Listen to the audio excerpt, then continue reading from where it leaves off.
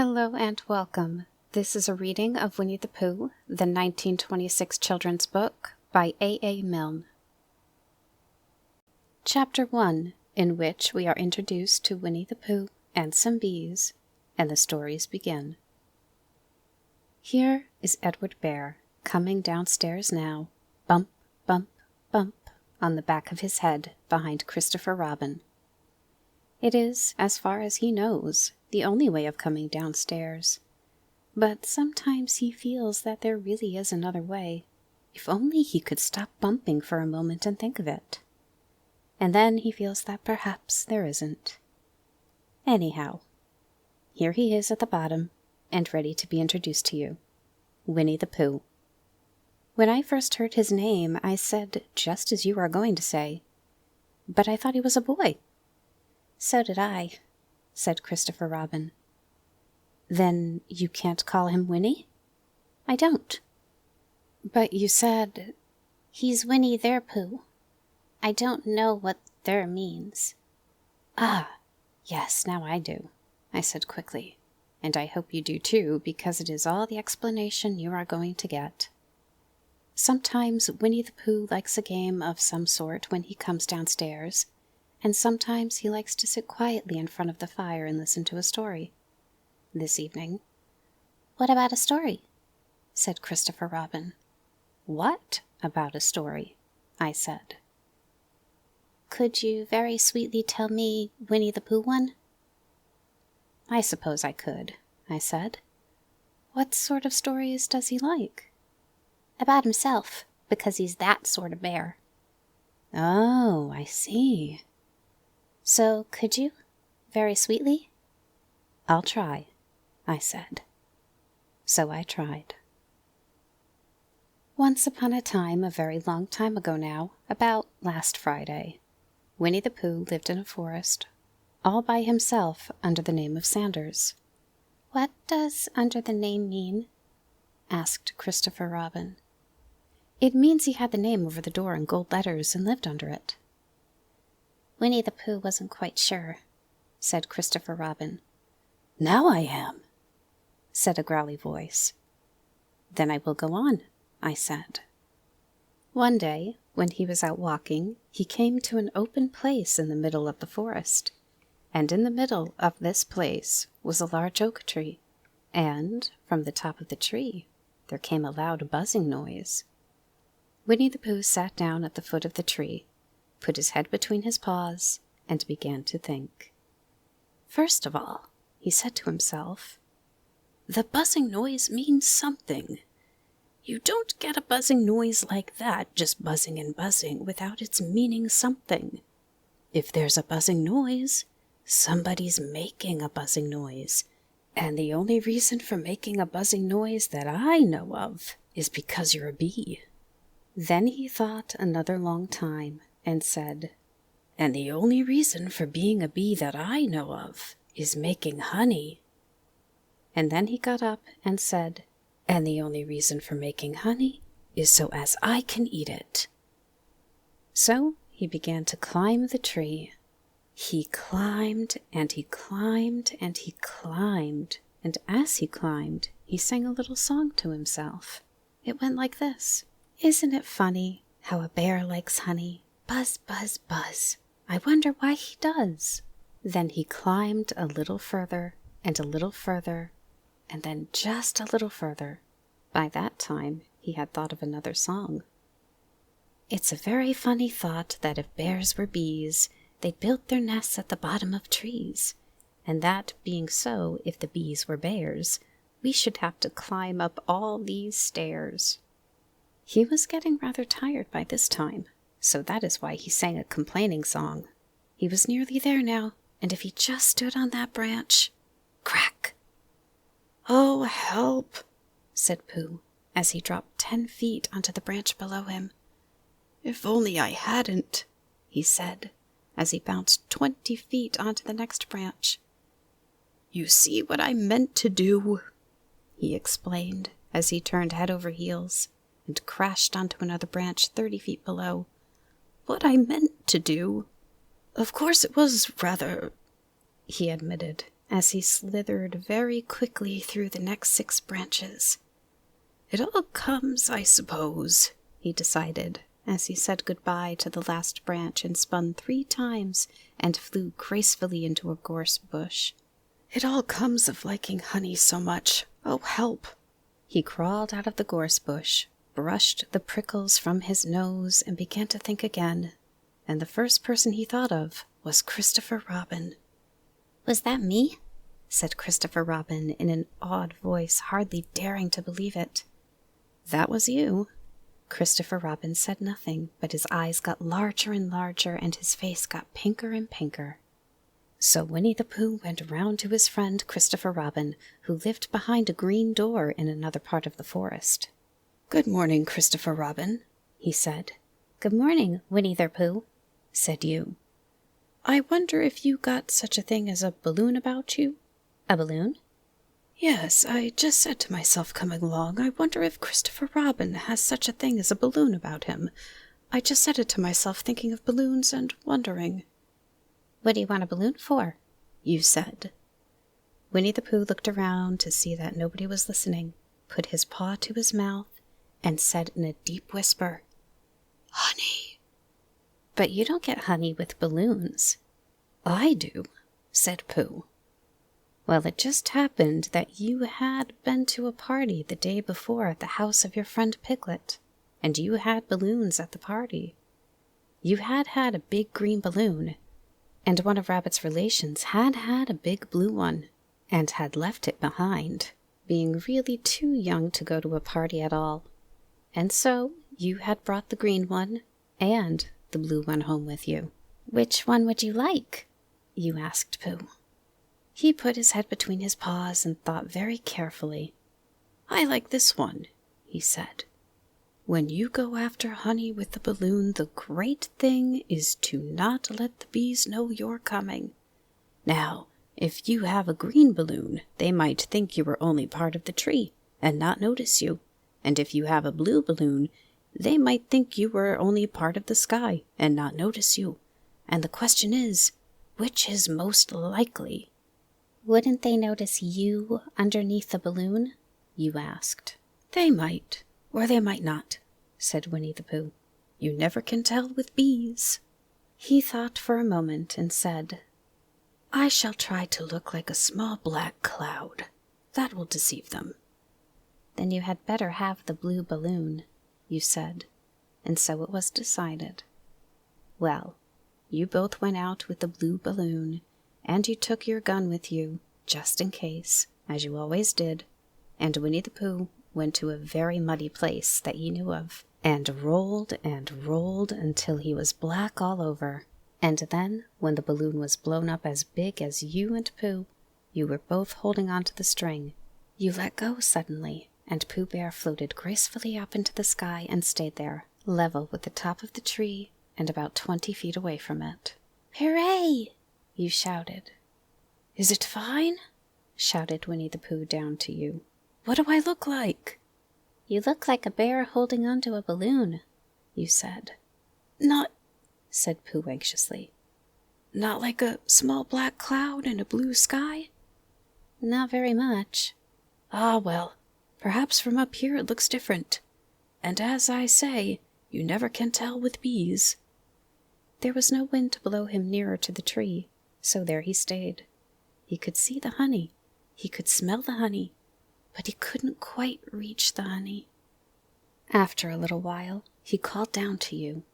"Christopher Robin," he said in a loud whisper. "Hello." "I think the bees suspect something." "What sort of thing?" "I don't know, but something tells me that they're suspicious."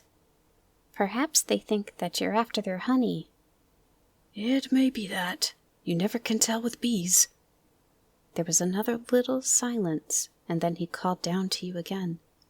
"Christopher Robin." "Yes?" "Have you an umbrella in your house?" "I think so."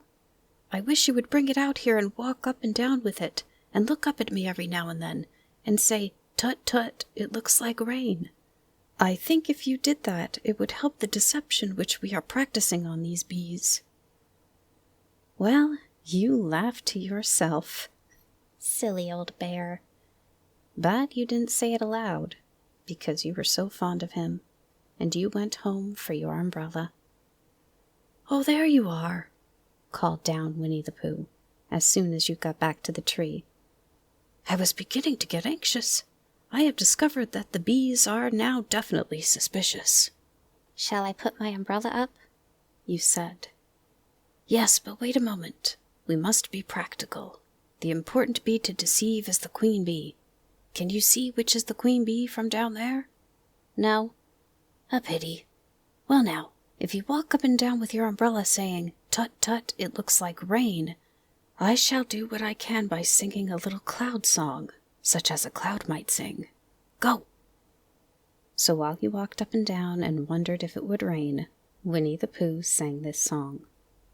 How sweet to be a cloud, floating in the blue. Every little cloud always sings aloud. How sweet to be a cloud, floating in the blue. It makes him very proud to be a little cloud. The bees were still buzzing, as suspiciously as ever. Some of them, indeed, left their nests and flew all around the cloud as it began the second verse of this song, and one bee sat down on the nose of the cloud for a moment, and then got up again. Christopher, ow, Robin, called out the cloud. Yes? I have just been thinking, and I have come to a very important decision. These are the wrong sort of bees. Are they? Quite the wrong sort. So I should think they would make the wrong sort of honey, shouldn't you? Would they? Yes, so I think I shall come down now. How? Asked you. Winnie the Pooh hadn't thought about this. If he let go of the string, he would fall. Bump! And he didn't like the idea of that.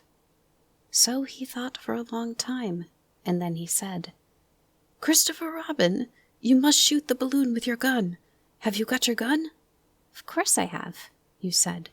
But if I do that, it will spoil the balloon, you said. But if you don't, said Pooh, I shall have to let go, and that would spoil me. When he put it like this, you saw how it was, and you aimed very carefully at the balloon and fired. Ow! Said Pooh. Did I miss? You asked. You didn't exactly miss, said Pooh, but you missed the balloon. I'm so sorry, you said, and you fired again, and this time you hit the balloon, and the air came slowly out, and Winnie the Pooh floated down to the ground. But his arms were so stiff from holding on to the string of the balloon all that time that they stayed up straight in the air for more than a week, and whenever a fly came and settled on his nose, he had to blow it off. And I think, but I am not sure, that is why he was always called Pooh. Is that the end of the story? Asked Christopher Robin. That's the end of that one. There are others. About Pooh and me? And Piglet and Rabbit and all of you. Don't you remember? I do remember, and then when I try to remember, I forget. That day when Pooh and Piglet tried to catch the heffalump? They didn't catch it, did they? No. Pooh couldn't because he hasn't any brain. Did I catch it? Well, that comes into the story. Christopher Robin nodded. I do remember, he said.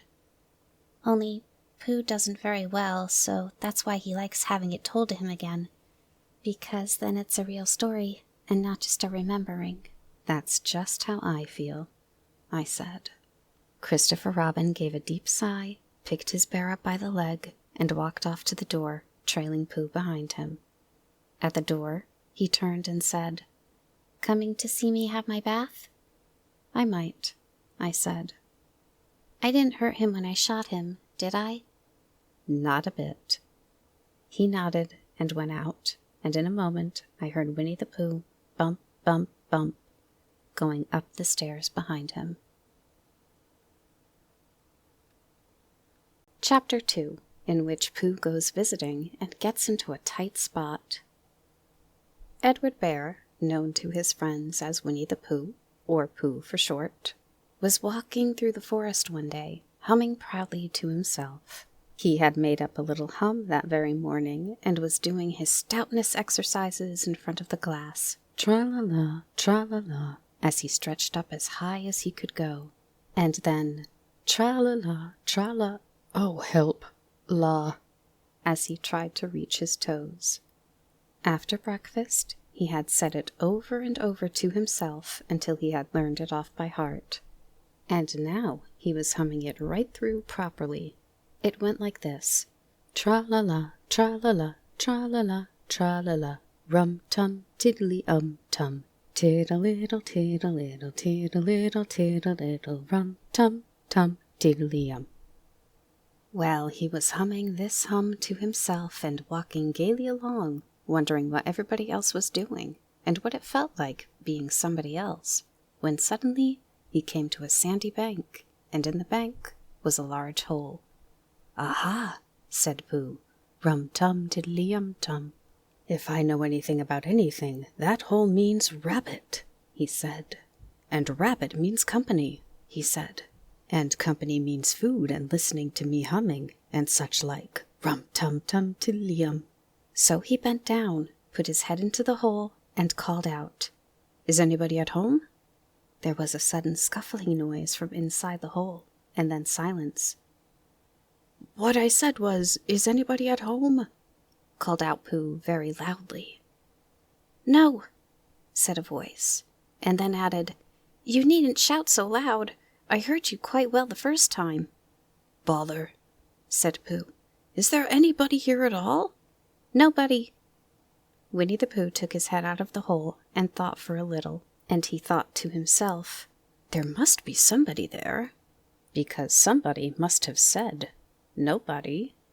So he put his head back in the hole and said, "Hello, Rabbit, isn't that you?" "No," said Rabbit, in a different sort of voice this time. "But isn't that Rabbit's voice?" "I don't think so," said Rabbit. "It isn't meant to be." "Oh," said Pooh. He took his head out of the hole and had another think, and then he put it back and said, "Well, could you very kindly tell me where Rabbit is?" "He has gone to see his friend Pooh Bear, who is a great friend of his." "But this is me," said Bear, very much surprised. "Pooh Bear." "Are you sure?" said Rabbit, still more surprised. Quite sure," said Pooh. "Oh, well then, come in." So Pooh pushed and pushed and pushed his way through the hole, and at last he got in. "You were quite right," said Rabbit, looking at him all over. "It is you. Glad to see you." "Who did you think I was?" "Well, I wasn't sure. You know how it is in the forest. One can't have anybody coming into one's house. One has to be careful. What about a mouthful of something?" Pooh always liked a little something at 11 o'clock in the morning, and he was very glad to see Rabbit getting out the plates and mugs, and when Rabbit said, "Honey or condensed milk with your bread?" he was so excited that he said, "Both." And then, so as not to seem greedy, he added, "But don't bother about the bread, please." And after a long time after that, he said nothing, until at last, humming to himself in a rather sticky voice, he got up, shook Rabbit lovingly by the paw, and said that he must be going on. "Must you?" said Rabbit politely. "Well," said Pooh, "I could stay a little longer if you—" And then he tried very hard to look in the direction of the larder. "As a matter of fact," said Rabbit, "I was going out myself directly." "Oh, well then, I'll be going on. Goodbye." "Well, goodbye, if you're sure you won't have any more." "Is there any more?" asked Pooh quickly. Rabbit took the covers off the dishes and said no, there wasn't. "I thought not," said Pooh, nodding to himself. "Well, goodbye, I must be going on." So he started to climb out of the hole. He pulled with his front paws and pushed with his back paws, and in a little while his nose was out in the open again, and then his ears, and then his front paws, and then his shoulders, and then... "Oh, help," said Pooh. "I'd better go back." "Oh, bother," said Pooh. "I shall have to go on." "I can't do either," said Pooh. "Oh, help and bother."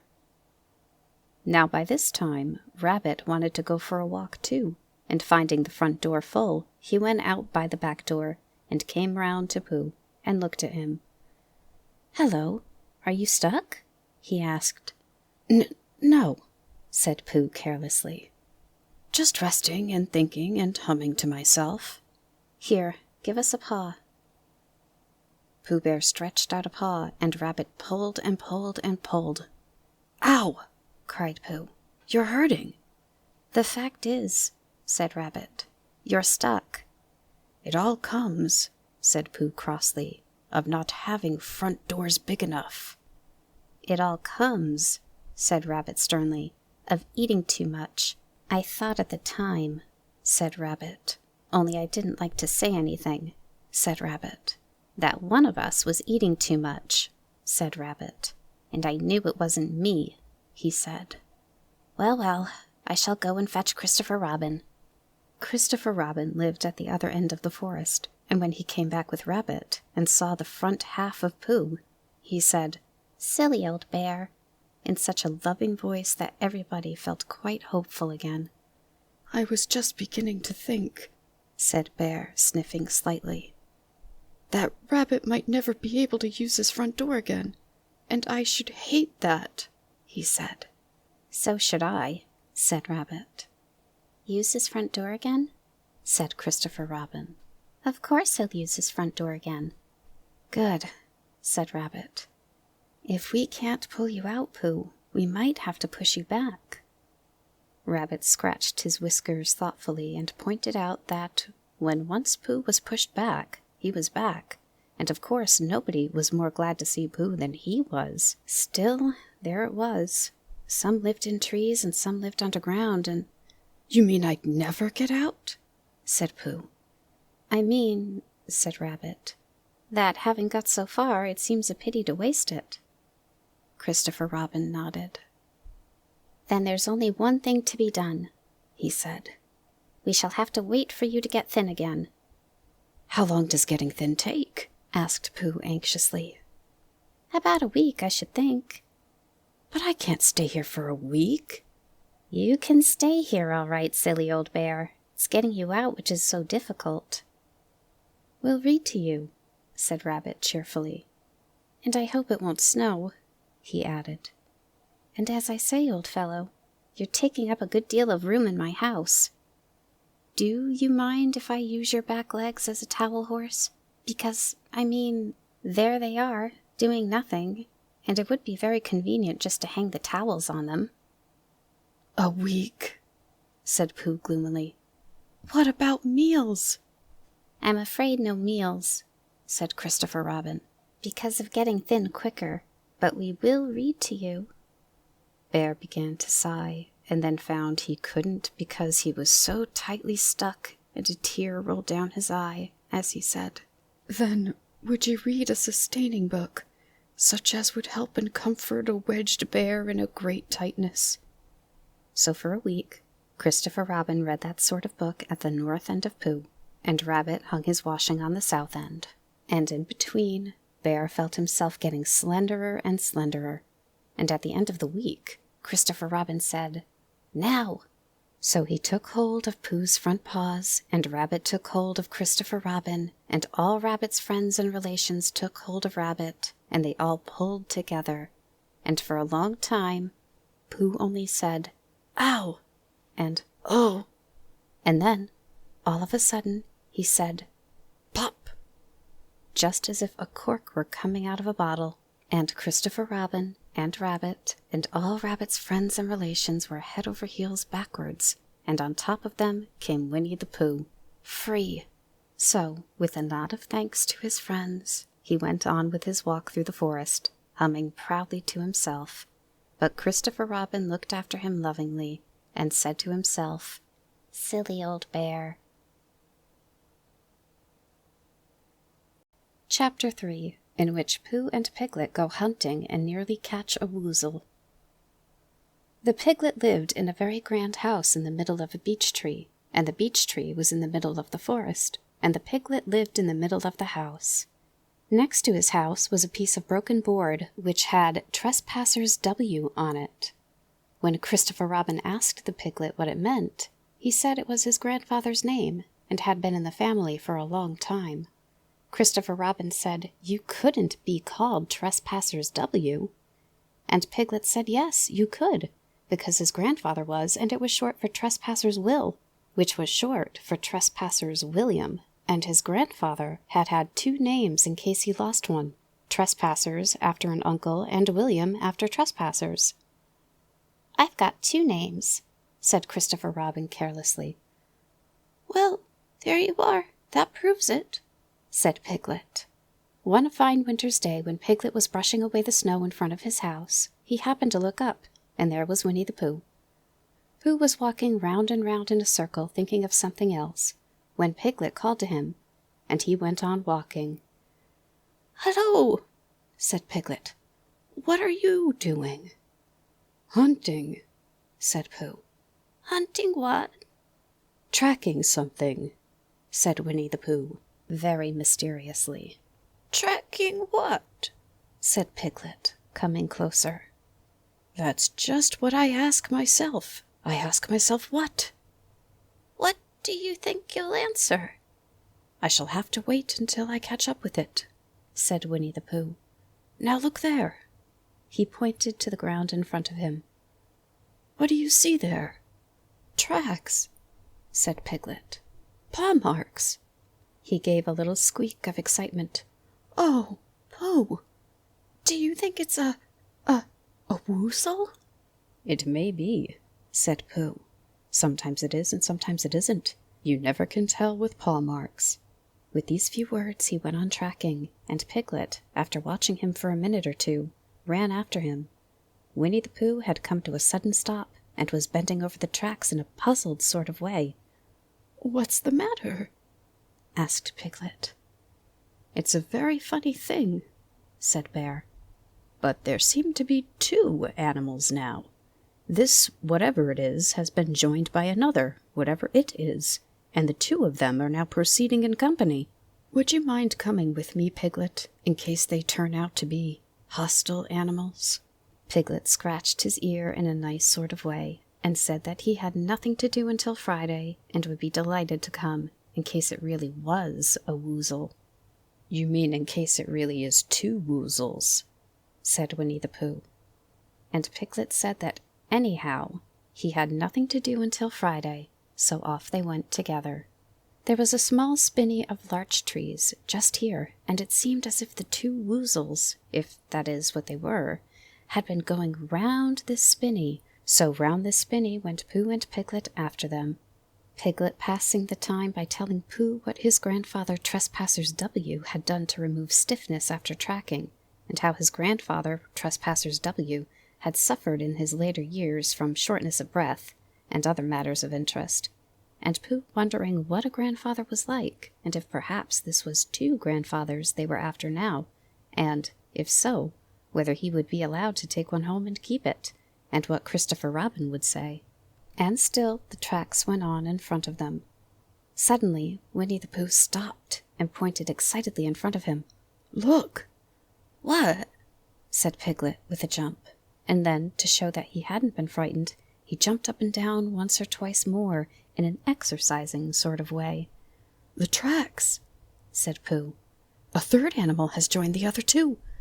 Pooh," cried Piglet, "do you think it is another woozle?" "No," said Pooh, "because it makes different marks. It is either 2 woozles and 1, as it might be wizzle, or 2, as it might be wizzles, and 1, if so, it is woozle. Let us continue to follow them."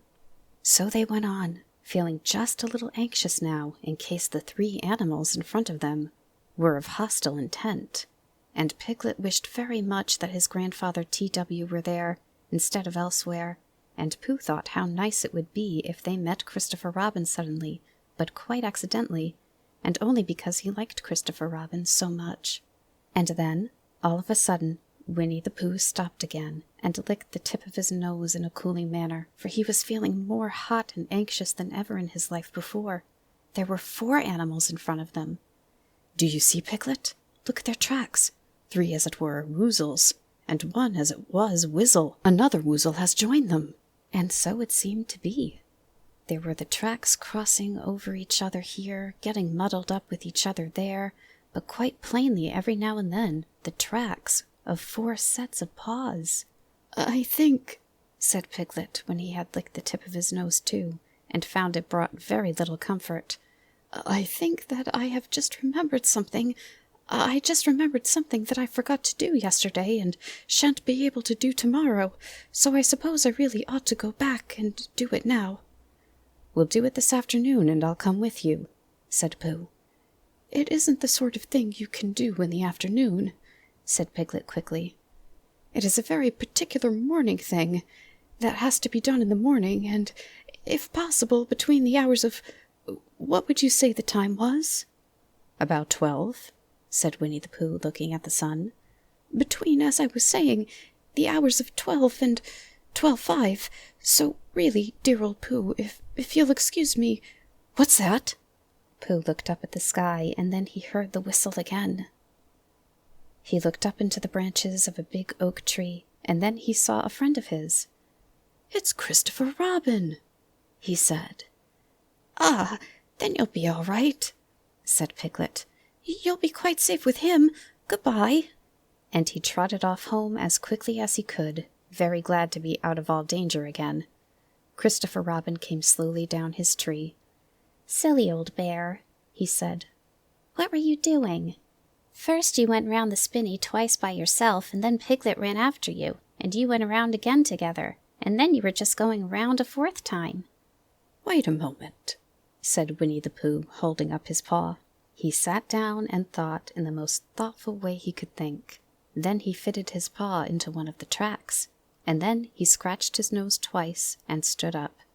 "Yes," said Winnie the Pooh, "I see now. I have been foolish and deluded," he said, "and I am a bear of no brain at all." "You're the best bear in all the world," said Christopher Robin soothingly. "Am I?" said Pooh hopefully, and then he brightened up suddenly.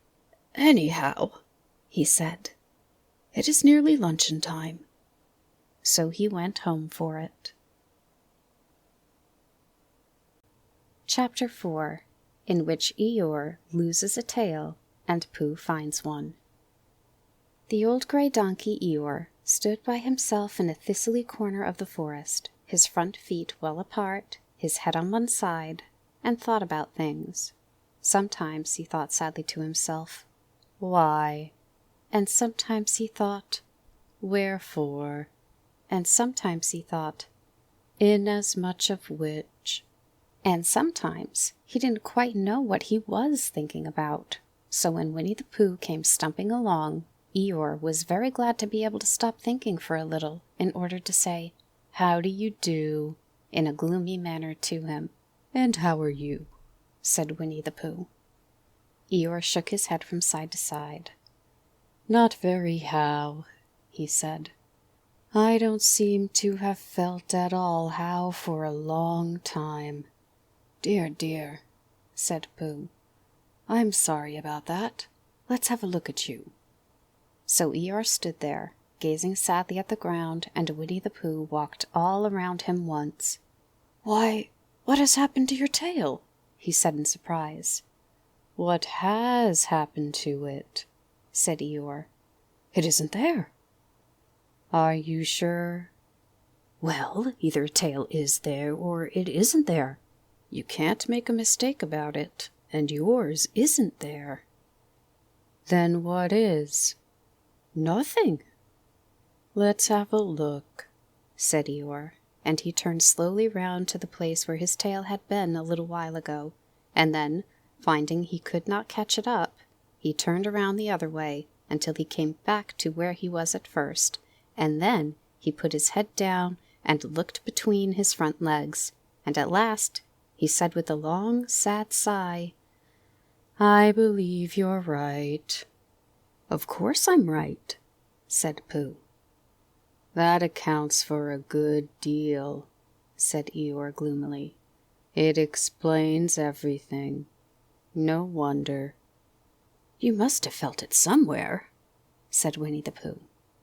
Somebody must have taken it, said Eeyore. How like them, he added after a long silence. Pooh felt that he ought to say something helpful about it, but didn't quite know what, so he decided to do something helpful instead. Eeyore, he said solemnly, I, Winnie the Pooh, will find your tail for you. Thank you, Pooh, answered Eeyore. You're a real friend, said he. Not like some, he said. So Winnie the Pooh went off to find Eeyore's tail. It was a fine spring morning in the forest as he started out. Little soft clouds played happily in a blue sky, skipping from time to time in front of the sun as if they had come to put it out, and then sliding away suddenly so that the next might have his turn. Through them and between them the sun shone bravely, and a copse which had worn its furs all the year round seemed old and dowdy now beside the new green lace which the beeches had put on so prettily. Through copse and spiny marched Bear, down open slopes of gorse and heather, over rocky beds of streams, up steep banks of sandstone, into the heather again, and so at last, tired and hungry, to the 100-acre wood. For it was in the 100-acre wood that Owl lived. And if anyone knows anything about anything, said Bear to himself, it's Owl who knows something about something, he said. Or my name's not Winnie the Pooh, he said. Which it is, he added. So there you are. Owl lived at the Chestnuts, an old-world residence of great charm, which was grander than anybody else's, or seemed so to Bear, because it had both a knocker and a bell-pull. Underneath the knocker there was a notice which said, "Please ring if an answer is required." Underneath the bell-pull there was a notice which said, "Please knock if an answer is not required." These notices were written by Christopher Robin, who was the only one in the forest who could spell, for Owl, wise though he was in many ways, able to read and write and spell his own name, W-O-L, yet somehow went all to pieces over delicate words like measles and buttered toast. Winnie the Pooh read the two notices very carefully, first from left to right, and afterwards, in case he had missed some of it, from right to left. Then, to make quite sure, he knocked and pulled the knocker, and he pulled and knocked the bell-rope, and he called out in a very loud voice, "Owl, I require an answer. It's Bear speaking." And the door opened, and Owl looked out. "Hello, Pooh," he said. "How's things?" "Terrible and sad," said Pooh, "because Eeyore, who is a friend of mine, has lost his tail, and he's moping about it. So could you very kindly tell me how to find it for him?" "Well," said Owl, "the customary procedure in such cases is as follows." "What does crustimony proceed cake mean?" said Pooh, "for I am a bear of very little brain, and long words bother me." "It means the thing to do." "As long as it means that, I don't mind," said Pooh humbly.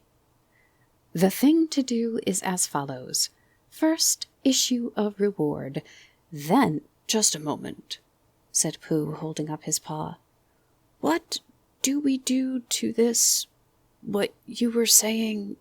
You sneezed just as you were going to tell me." "I didn't sneeze." "Yes, you did, Owl." "Excuse me, Pooh, I didn't. You can't sneeze without knowing it." "Well, you can't know it without something having been sneezed." "What I said was, first issue a reward." "You're doing it again," said Pooh sadly. "A reward," said Owl very loudly. We write a notice to say that we will give a large something to anybody who finds Eeyore's tail." I see, said Pooh, nodding his head. "Talking about large somethings." He went on dreamily. "I generally have a small something about now, about this time in the morning." And he looked wistfully at the cupboard in the corner of Owl's parlor. "Just a mouthful of condensed milk or what not, with perhaps a lick of honey." "Well then," said Owl, "we write out this notice and we put it up all over the forest."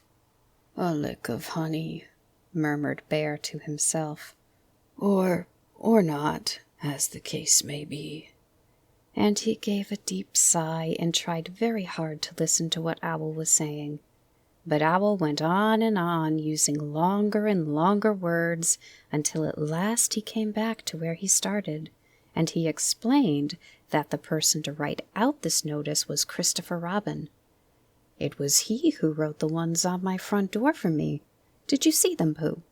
For some time now Pooh had been saying yes and no, in turn with his eyes shut, to all that Owl was saying, and having said yes, yes, last time, he said, "No, not at all," without really knowing what Owl was talking about.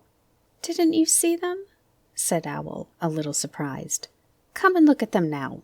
So they went outside, and Pooh looked at the knocker and the notice below it, and he looked at the bell rope and the notice below it, and the more he looked at the bell rope, the more he felt that he had seen something like it somewhere else, some time before. "Handsome bell rope, isn't it?" said Owl. Pooh nodded. "It reminds me of something," he said, "but I can't think of what. Where did you get it?" "I just came across it in the forest. It was hanging over a bush, and I thought at first somebody lived there, so I rang it, and nothing happened. And then I rang it again, very loudly, and it came off in my hand, and as nobody seemed to want it, I took it home, and—" "Owl," said Pooh solemnly, "you made a mistake. Somebody did want it." "Who?" "Eeyore. My dear friend Eeyore. He was fond of it." "Fond of it?" "Attached to it," said Winnie the Pooh sadly. So with these words he unhooked it and carried it back to Eeyore, and when Christopher Robin had nailed it on in its right place again, Eeyore frisked about the forest, waving his tail so happily that Winnie the Pooh came over all funny and had to hurry home for a little snack of something to sustain him. And, wiping his mouth half an hour afterwards, he sang to himself proudly, "Who found the tail?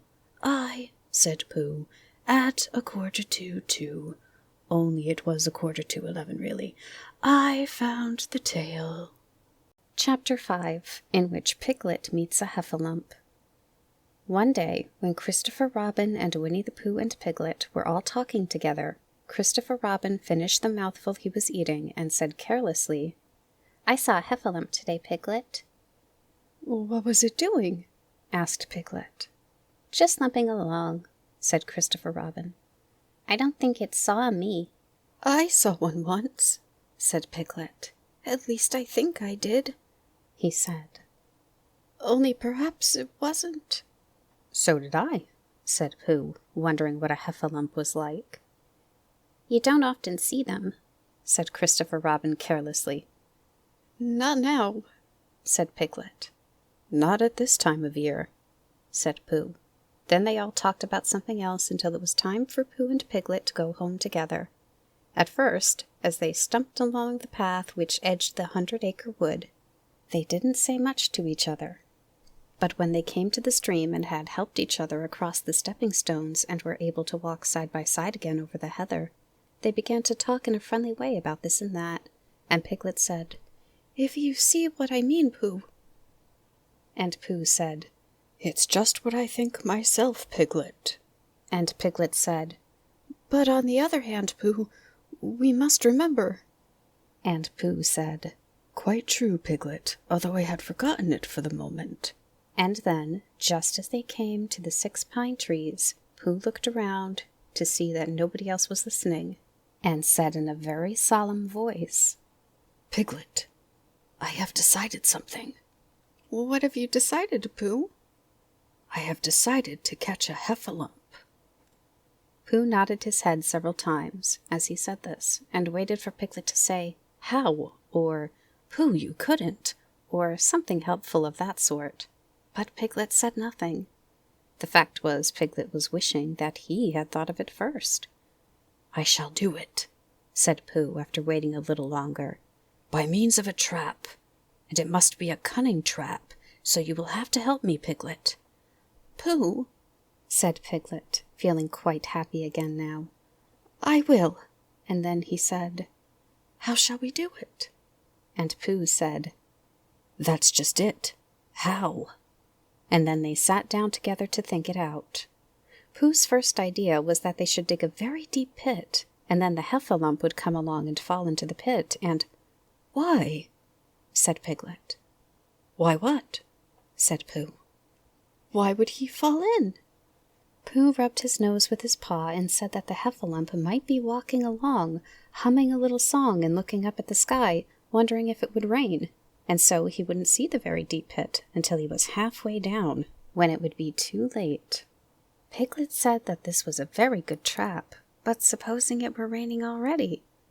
Pooh rubbed his nose again and said that he hadn't thought of that, and then he brightened up and said that if it were raining already, the heffalump would be looking at the sky wondering if it would clear up, and so he wouldn't see the very deep pit until he was halfway down, when it would be too late. Piglet said that now that this point had been explained, he thought it was a cunning trap. Pooh was very proud when he heard this, and he felt that the heffalump was as good as caught already. But there was just one other thing which had to be thought about, and it was this. Where should they dig the very deep pit? Piglet said that the best place would be somewhere where a heffalump was, just before he fell into it, only about a foot further on. But then he would see us digging it, said Pooh. And not if he was looking at the sky. He would suspect, said Pooh. If he happened to look down. He thought for a long time and then added sadly, It isn't as easy as I thought. I suppose that's why heffalumps hardly ever get caught. That must be it, said Piglet. They sighed and got up, and when they had taken a few gorse prickles out of themselves, they sat down again. And all the time Pooh was saying to himself, If only I could think of something. For he felt sure that a very clever brain could catch a heffalump, if only he knew the right way to go about it. Suppose, he said to Piglet, you wanted to catch me. How would you do it? Well, said Piglet, I should do it like this. I should make a trap, and I should put a jar of honey in the trap, and you would smell it, and you would go in after it, and I would go in after it, said Pooh excitedly.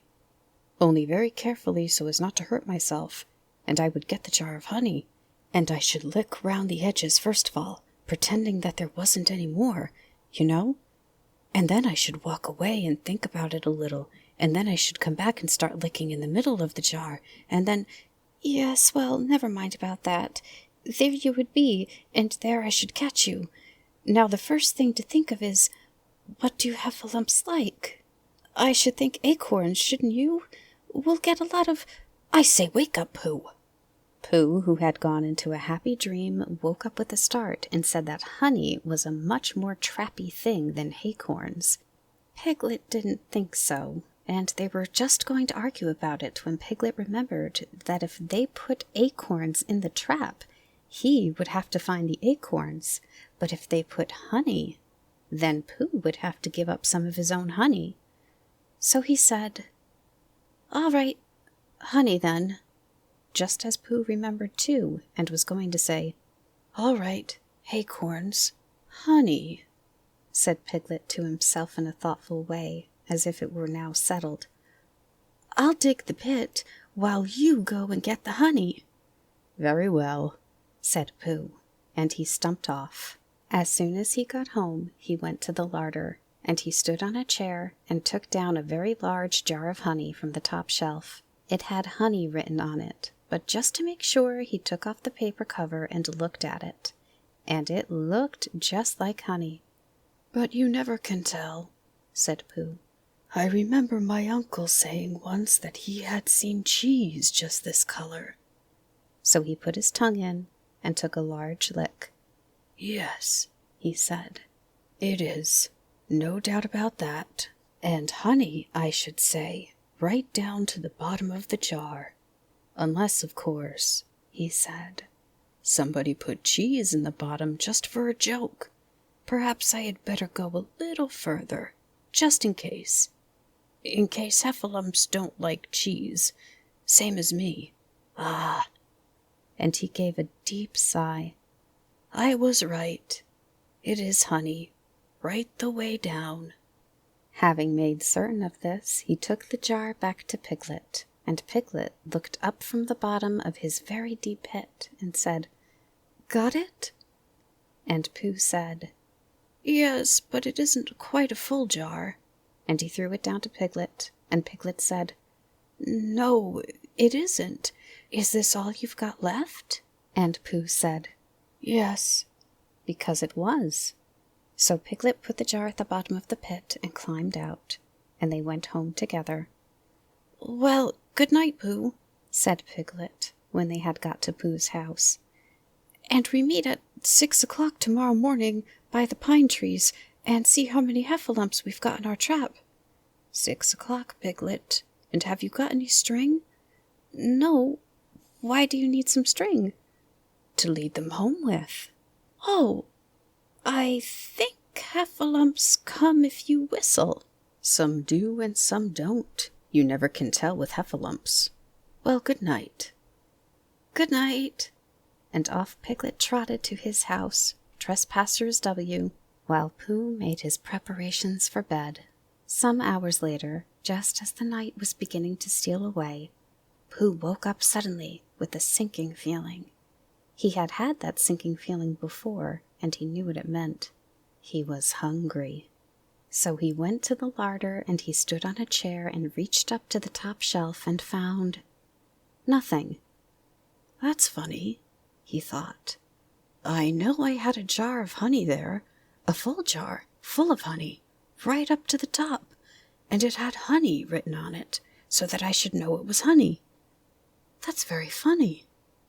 And then he began to wander up and down, wondering where it was, and murmuring a murmur to himself like this: "It's very, very funny, 'cause I know I had some honey, 'cause it had a label on saying honey. A Gallipotus full up pot too, and I don't know where it's got to. No, I don't know where it's gone. Well, it's funny."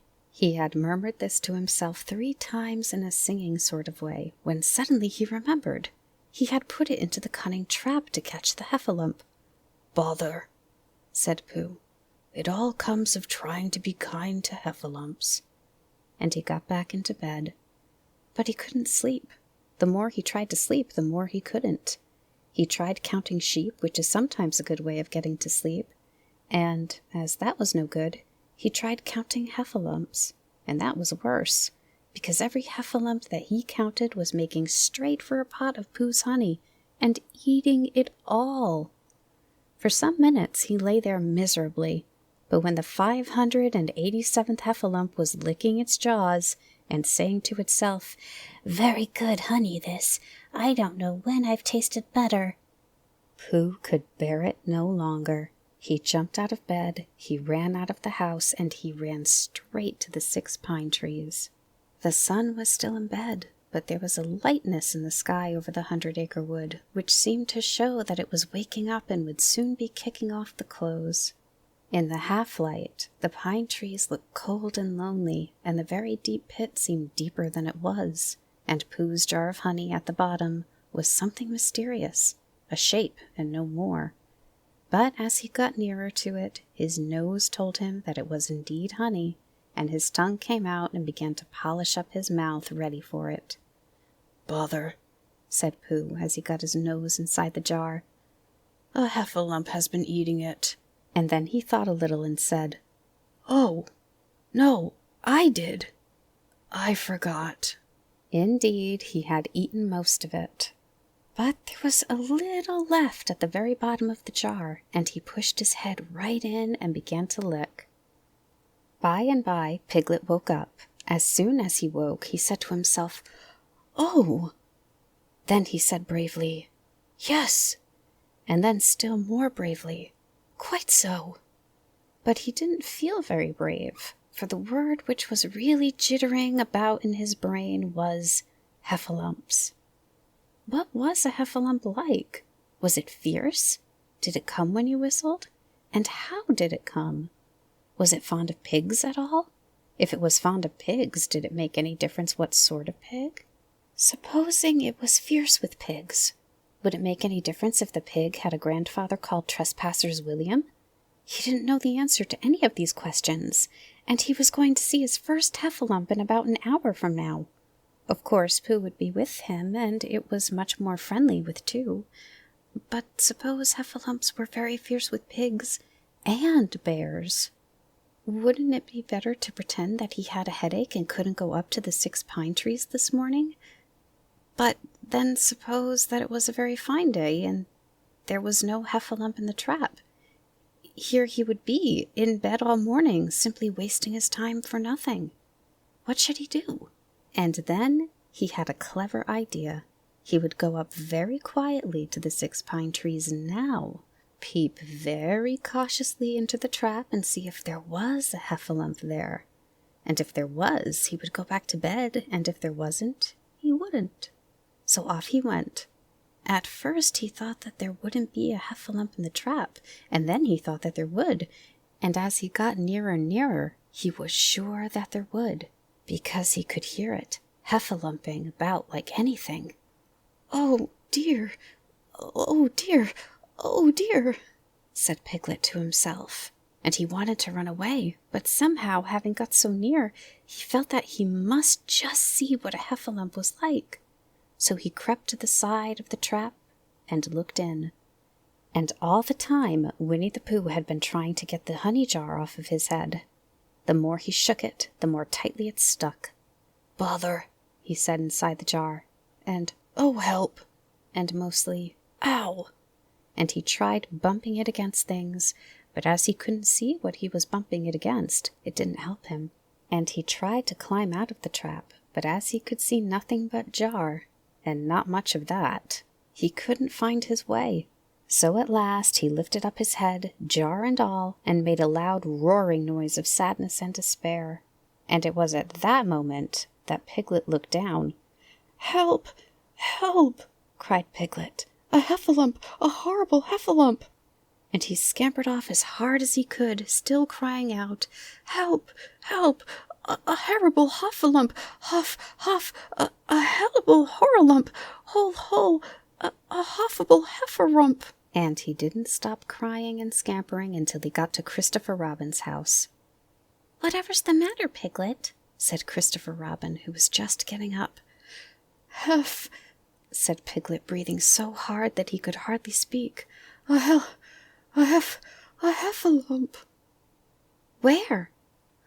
"Up there," said Piglet, waving his paw. "What did it look like?" Like it had the biggest head you ever saw, Christopher Robin. A great enormous thing, like nothing. A huge big, well, like an enormous big nothing, like a jar." "Well," said Christopher Robin, putting on his shoes, "I shall go and look at it. Come on." Piglet wasn't afraid if he had Christopher Robin with him, so off they went. "I can hear it, can't you?" said Piglet anxiously as they got near. "I can hear something," said Christopher Robin. It was Pooh bumping his head against a tree root he had found. "There," said Piglet. "Isn't it awful?" And he held on tight to Christopher Robin's hand. Suddenly, Christopher Robin began to laugh. And he laughed, and he laughed, and he laughed, and while he was still laughing, crash went the heffalump's head against the tree root. Smash went the jar, and out came Pooh's head again. Then Piglet saw what a foolish piglet he had been, and he was so ashamed of himself that he ran straight home and went to bed with a headache.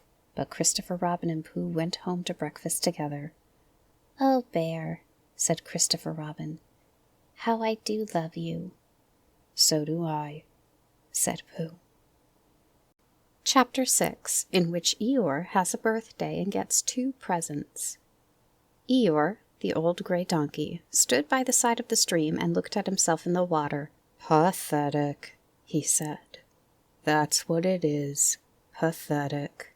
He turned and walked slowly down to the stream for 20 yards, splashed across it, and walked slowly back to the other side. Then he looked at himself in the water again. As I thought, he said. No better from this side, but nobody minds. Nobody cares. Pathetic, that's what it is. There was a crackling noise in the bracken behind him, and out came Pooh. Good morning, Eeyore, said Pooh. Good morning, Pooh Bear, said Eeyore gloomily. If it is a good morning, he said. Which I doubt, said he. Why, what's the matter? Nothing, Pooh Bear, nothing. We can't all, and some of us don't. That's all there is to it. Can't all what? Said Pooh, rubbing his nose. Gaiety, song and dance, here we go round the mulberry bush. Oh, said Pooh. He thought for a long time and then asked, What mulberry bush is that? Bonhomie, went on Eeyore gloomily. French word meaning bonhomie, he explained. I'm not complaining, but there it is. Pooh sat down on a large stone and tried to think this out. It sounded to him like a riddle, and he was never much good at riddles, being a bear of very little brain. So he sang Cottleston Pie instead. Cottleston, Cottleston, Cottleston Pie. A fly can't bird, but a bird can fly. Ask me a riddle, and I reply. Cottleston, Cottleston, Cottleston Pie. That was the first verse. When he had finished it, Eeyore didn't actually say he didn't like it, so Pooh very kindly sang the second verse to him. Cottleston, Cottleston, Cottleston Pie. A fish can't whistle, and neither can I. Ask me a riddle, and I reply. Cottleston, Cottleston, Cottleston Pie. Eeyore still said nothing at all, so Pooh hummed the third verse quietly to himself. Cottleston, Cottleston, Cottleston Pie. Why does a chicken? I don't know why. Ask me a riddle, and I reply. Cottleston, Cottleston, Cottleston Pie. That's right, said Eeyore. Sing. On Timmy Tiddly Umpty Too. Here we go gathering nuts and may. Enjoy yourself. I am, said Pooh. Some can, said Eeyore. Why? What's the matter? Is anything the matter? You seem so sad, Eeyore. Sad? Why should I be sad? It's my birthday, the happiest day of the year. Your birthday? Said Pooh in great surprise. Of course it is. Can't you see? Look at all the presents I have had. He waved a foot from side to side. Look at the birthday cake, candles and pink sugar. Pooh looked, first to the right and then to the left. Presents? Said Pooh. Birthday cake? Said Pooh. Where? Can't you see them? No, said Pooh. Neither can I, said Eeyore. Joke, he explained. Ha ha. Pooh scratched his head, being a little puzzled by all this. But is it really your birthday? He asked. It is. Oh, well, many happy returns of the day, Eeyore. And many happy returns to you, Pooh Bear. But it isn't my birthday. No, it's mine. But you said many happy returns. Well, why not? You don't always want to be miserable on my birthday, do you? Oh, I see, said Pooh. It's bad enough, said Eeyore, almost breaking down. Being miserable myself. what with no presents and no cake and no candles and no proper notice taken of me at all. But if everybody else is going to be miserable too. This was too much for Pooh. Stay there, he called to Eeyore as he turned and hurried back home as quick as he could, for he felt that he must get poor Eeyore a present of some sort at once, and he could always think of a proper one afterwards. Outside his house, he found Piglet jumping up and down trying to reach the knocker. "Hello, Piglet," he said. "Hello, Pooh," said Piglet. "What are you trying to do?" "I was trying to reach the knocker," said Piglet. "I just came round to—" "Let me do it for you," said Pooh kindly. So he reached up and knocked at the door. "I have just seen Eeyore," he began, "and poor Eeyore is in a very sad condition because it's his birthday, and nobody has taken any notice of it. And he's very gloomy. You know what Eeyore is. And there he was, and what a long time whoever lives here is answering this door." And he knocked again. "But, Pooh," said Piglet, "it's your own house." "Oh," said Pooh. "So it is," he said. "Well, let's go in." So in they went. The first thing Pooh did was to go to the cupboard to see if he had quite a small jar of honey left, and he had, so he took it down. "I'm giving this to Eeyore," he explained, "as a present. What are you going to give?" "Couldn't I give it too?" said Piglet. "From both of us?" "No," said Pooh. "That would not be a good plan." "All right, then. I'll give him a balloon. I've got one left from my party. I'll go and get it now, shall I?" "That, Piglet, is a very good idea. It is just what Eeyore wants to cheer him up. Nobody can be uncheered with a balloon." So off Piglet trotted, and in the other direction went Pooh with his jar of honey. It was a warm day, and he had a long way to go. He hadn't gone more than halfway when a sort of funny feeling began to creep all over him. It began at the tip of his nose and trickled all through him and out at the soles of his feet. It was just as if somebody inside him were saying, "Now then, Pooh, time for a little something." "Dear, dear," said Pooh. "I didn't know it was as late as that." So he sat down and took the top off his jar of honey. "Lucky I brought this with me," he thought. "Many a bear going out on a warm day like this would never have thought of bringing a little something with him." And he began to eat. "Now let me see," he thought, as he took his last lick of the inside of the jar. "Where was I going? Ah, yes, Eeyore." He got up slowly, and then suddenly he remembered he had eaten Eeyore's birthday present. "Bother," said Pooh. "What shall I do? I must give him something." For a little while he couldn't think of anything. Then he thought, "Well, it's a very nice pot, even if there's no honey in it. And if I washed it clean and got somebody to write a happy birthday on it, Eeyore could keep things in it, which might be useful." So as he was just passing the 100-acre wood, he went inside to call on Owl, who lived there. "Good morning, Owl," he said. "Good morning, Pooh," said Owl. "Many happy returns of Eeyore's birthday," said Pooh. "Oh, is that what it is?" "What are you giving him, Owl?" "What are you giving him, Pooh?" "I'm giving him a useful pot to keep things in, and I wanted to ask you—" "Is that it?" said Pooh, taking it out of Pooh's paw. "Yes, and I wanted to ask you—" "Somebody has been keeping honey in it," said Owl. "You can keep anything in it," said Pooh earnestly. "It's very useful like that. And I wanted to ask you, you ought to write a happy birthday on it." "That was what I wanted to ask you," said Pooh, "because my spelling is wobbly. It's good spelling, but it wobbles and the letters get in the wrong places. Would you write a happy birthday on it for me?"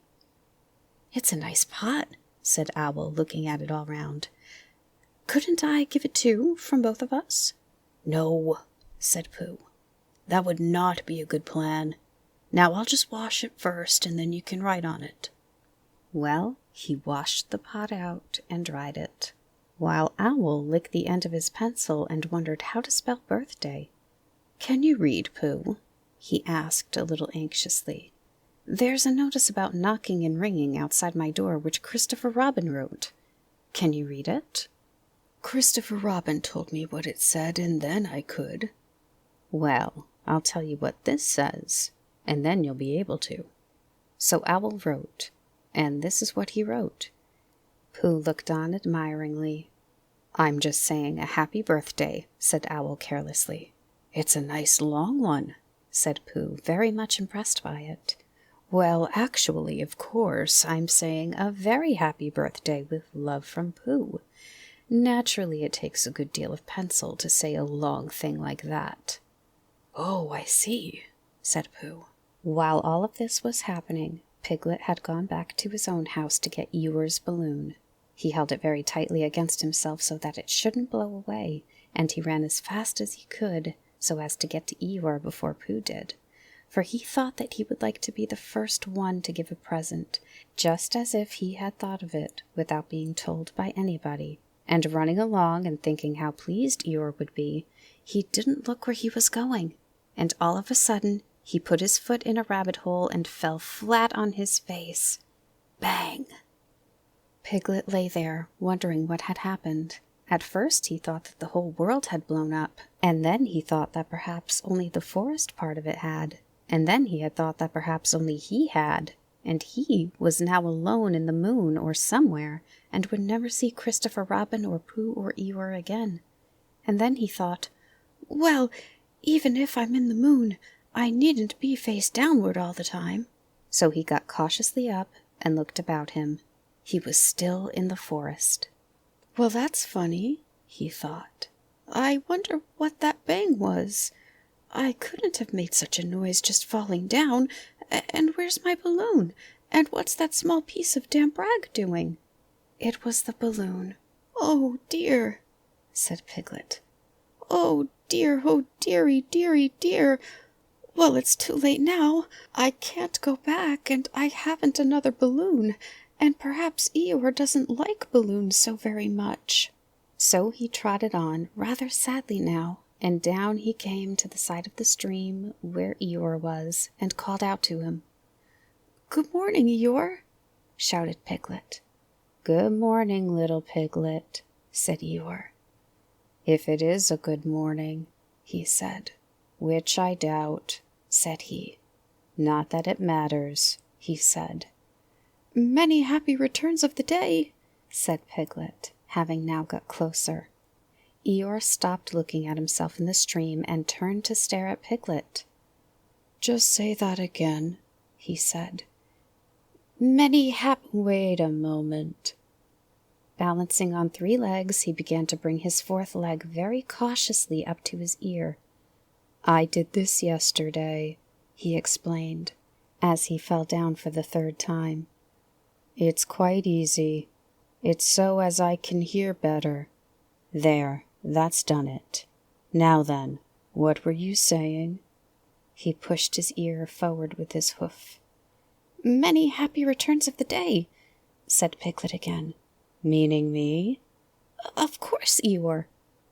"My birthday?" "Yes." "Me having a real birthday?" "Yes, Eeyore, and I brought you a present."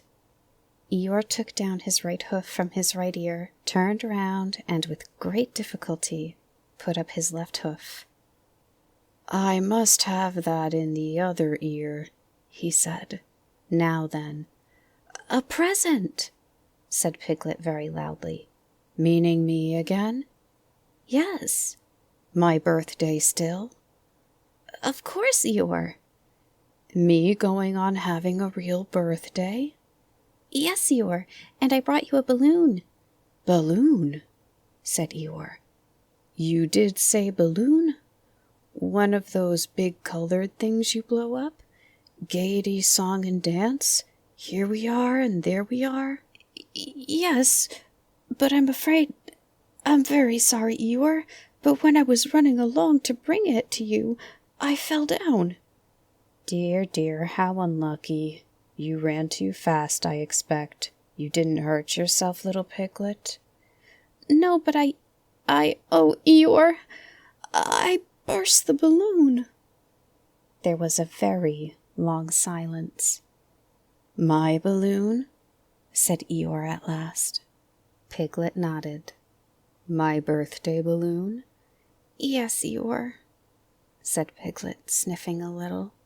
Here it is, with many happy returns of the day. And he gave Eeyore the small piece of damp rag. Is this it? Said Eeyore, a little surprised. Piglet nodded. My present? Piglet nodded again. The balloon? Yes. Thank you, Piglet, said Eeyore.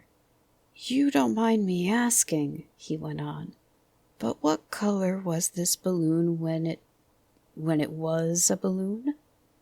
Red. I just wondered. Red, he murmured to himself. My favorite color. How big was it? About as big as me. I just wondered. About as big as Piglet, he said to himself sadly. My favorite size. Well, well. Piglet felt very miserable and didn't know what to say. He was still opening his mouth to begin something, and then deciding that it wasn't any good saying that, when he heard a shout from the other side of the river, and there was Pooh. Many happy returns of the day, called out Pooh, forgetting that he had said it already. Thank you, Pooh. I'm having them, said Eeyore gloomily. I brought you a little present, said Pooh excitedly. I've had it, said Eeyore. Pooh had now splashed across the stream to Eeyore, and Piglet was sitting a little way off, his head in his paws, snuffling to himself. It's a useful pot, said Pooh. Here it is, and it's got a very happy birthday with love from Pooh written on it. That's what all that writing is, and it's for putting things in. There. When Eeyore saw the pot, he became quite excited. Why, he said, I believe my balloon will just go into that pot. Oh, no, Eeyore, said Pooh. Balloons are much too big to go into pots. What you do with a balloon is you hold the balloon. Not mine, said Eeyore proudly. Look, Piglet. And as Piglet looked sorrowfully round, Eeyore picked the balloon up with his teeth and placed it carefully in the pot, picked it out and put it on the ground, and then picked it up again and put it carefully back. So it does, said Pooh. It goes in. So it does, said Piglet. And it comes out. Doesn't it? Said Eeyore. It goes in and out like anything.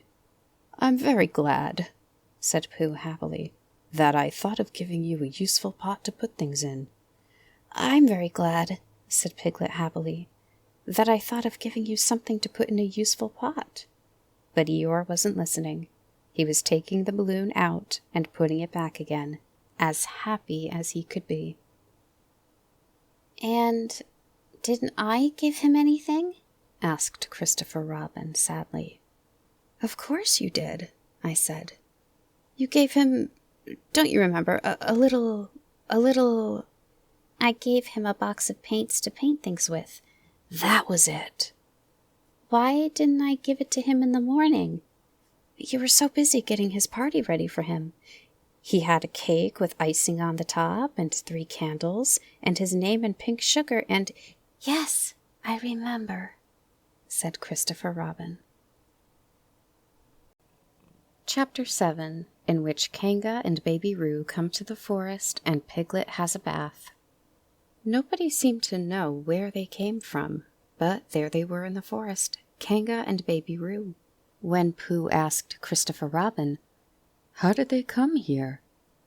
Christopher Robin said, "In the usual way, if you know what I mean, Pooh." And Pooh, who didn't, said, "Oh." Then he nodded his head twice and said, "In the usual way. Ah." Then he went to call upon his friend Piglet to see what he thought about it. And at Piglet's house he found Rabbit, so they all talked about it together. "What I don't like about it is this," said Rabbit. "Here we are, you Pooh, and you Piglet, and me, and suddenly—" "And Eeyore," said Pooh. "And Eeyore. and then suddenly—" "And Owl," said Pooh. "And Owl, and then all of a sudden—" "Oh, and Eeyore," said Pooh. "I was forgetting him."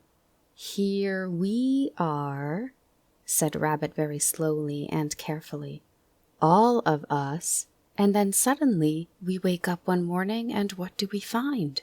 We find a strange animal among us, an animal of whom we had never even heard before, an animal who carries her family about with her in her pocket.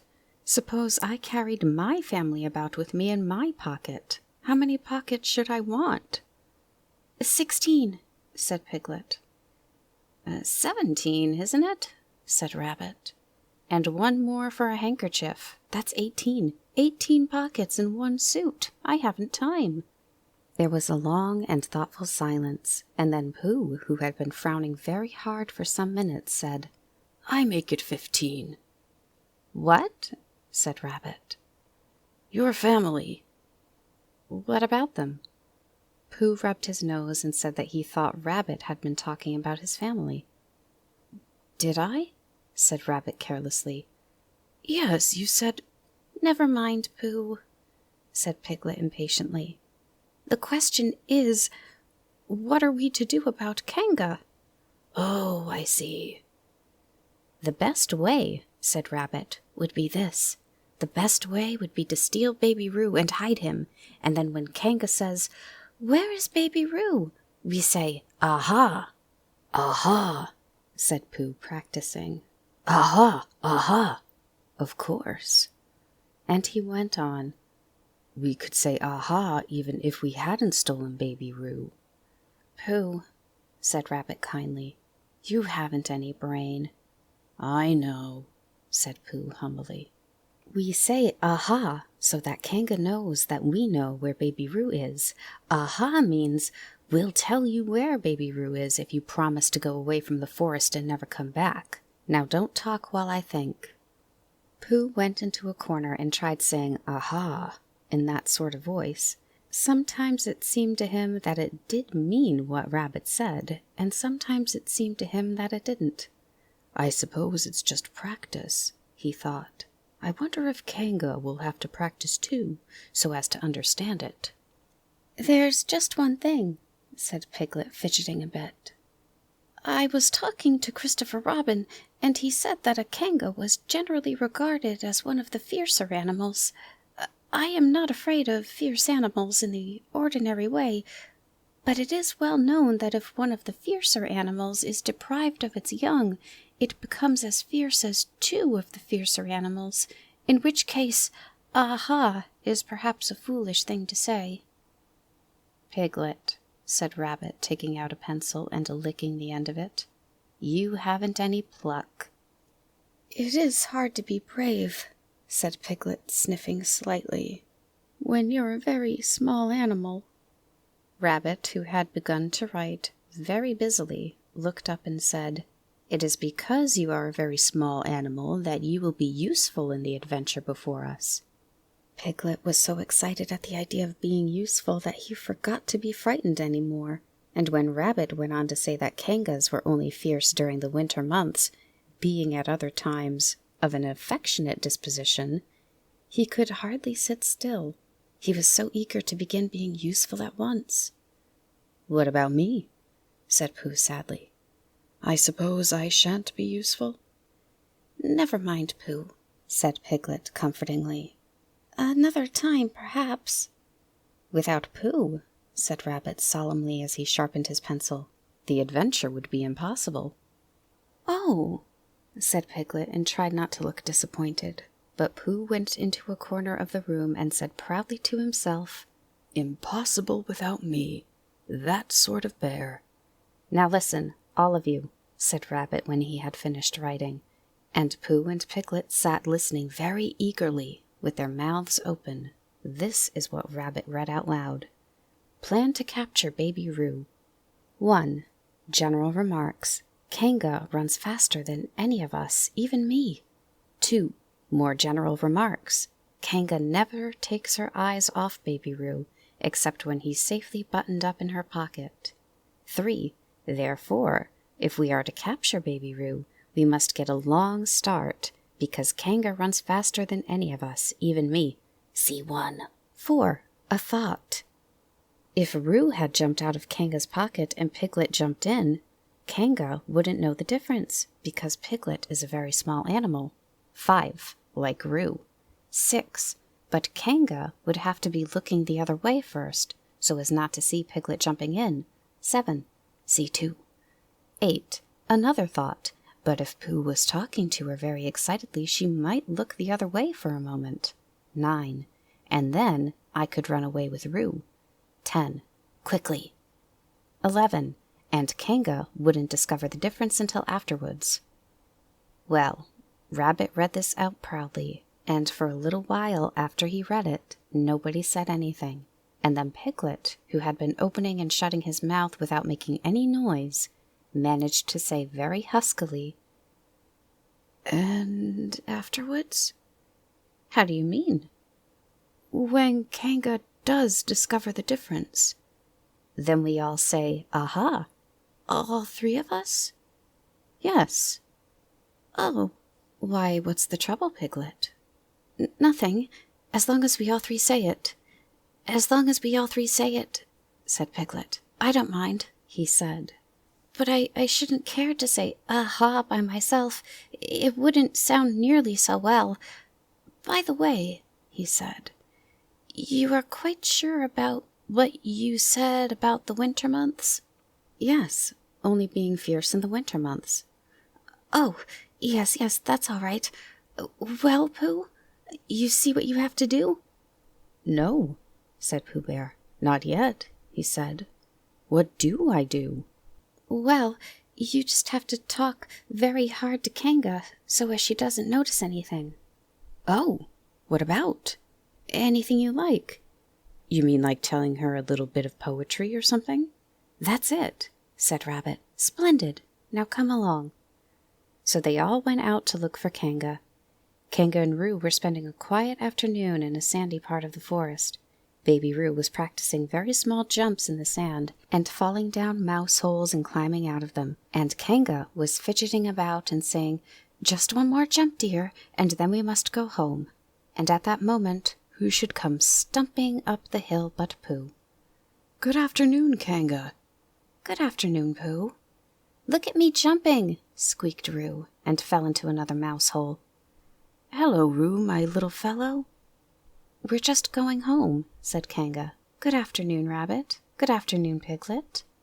Rabbit and Piglet, who had now come up from the other side of the hill, said, "Good afternoon," and "Hello, Roo." And Roo asked them to look at him jumping, so they stayed and looked, and Kanga looked too. "Oh, Kanga," said Pooh, after Rabbit had winked at him twice. "I don't know if you're interested in poetry at all." "Hardly at all," said Kanga. "Oh," said Pooh. "Roo, dear, just one more jump and then we must go home." There was a short silence while Roo fell down another mouse hole. "Go on," said Rabbit in a loud whisper behind his paw. "Talking of poetry," said Pooh, "I made up a little piece as I was coming along. It went like this. Now let me see." "Fancy," said Kanga. "Now, Roo, dear, you'll like this piece of poetry," said Rabbit. "You'll love it," said Piglet. "You must listen very carefully," said Rabbit. "So as not to miss any of it," said Piglet.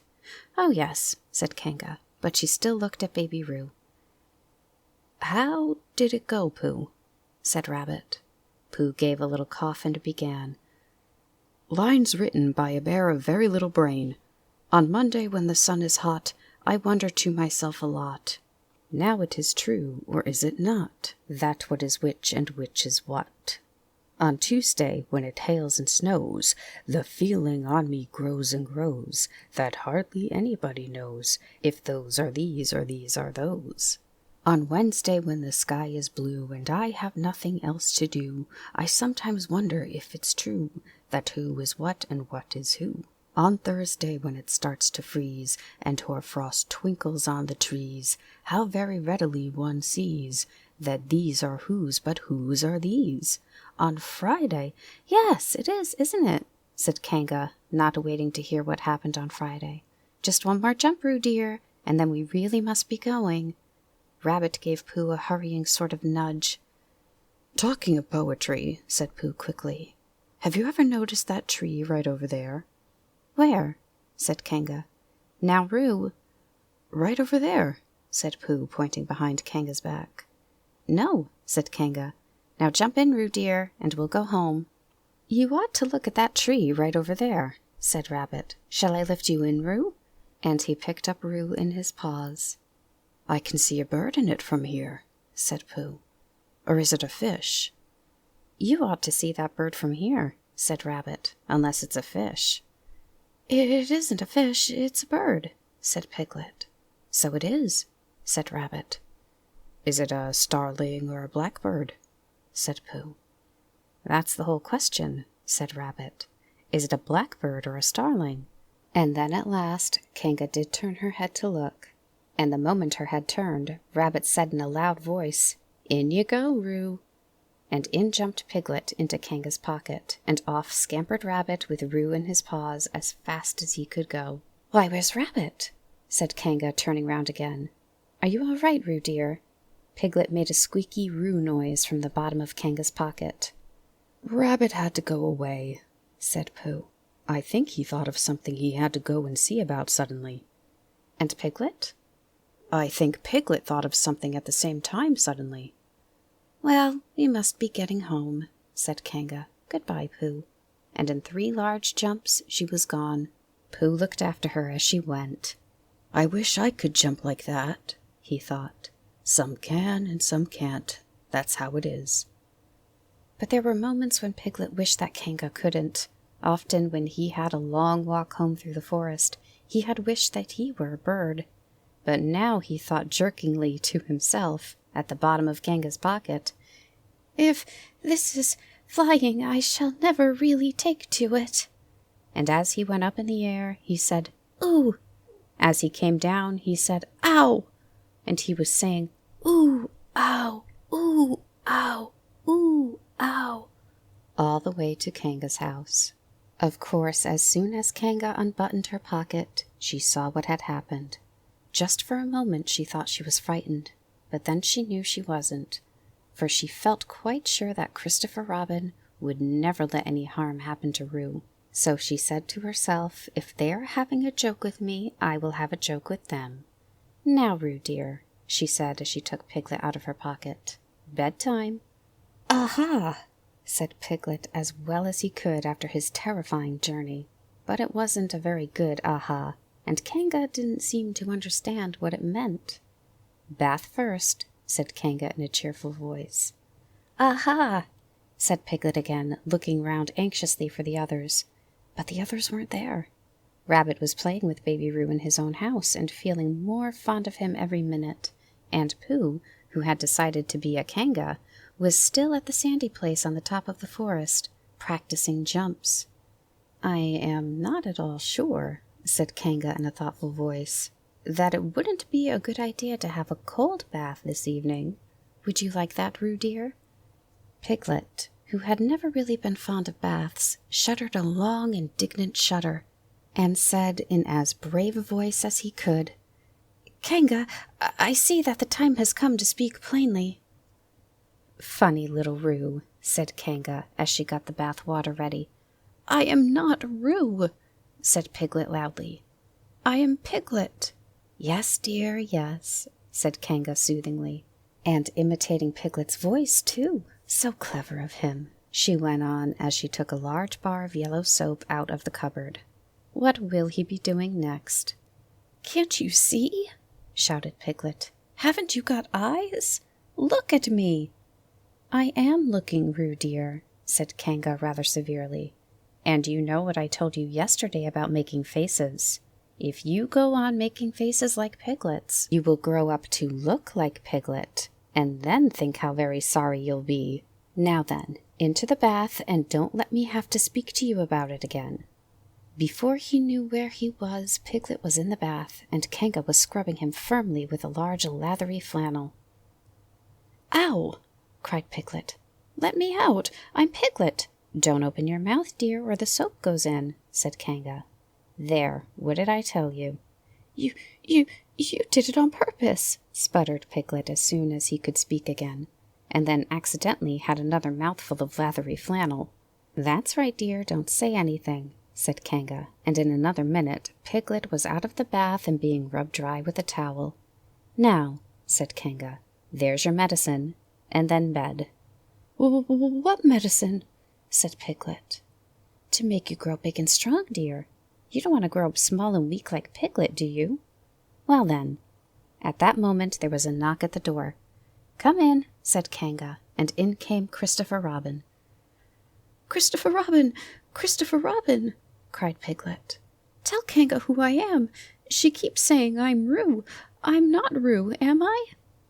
Christopher Robin looked at him very carefully and shook his head.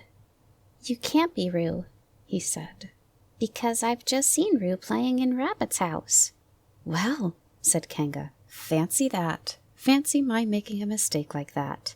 There you are, said Piglet. I told you so. I'm Piglet. Christopher Robin shook his head again. Oh, you're not Piglet, he said. I know Piglet well, and he's quite a different color. Piglet began to say that this was because he had just had a bath, and then he thought that perhaps he wouldn't say that, and as he opened his mouth to say something else, Kanga slipped the medicine spoon in, and then patted him on the back and told him that it was really quite a nice taste once you got used to it. I knew it wasn't Piglet, said Kanga. I wonder who it can be. Perhaps it's some relation of Pooh's, said Christopher Robin. What about a nephew or an uncle or something?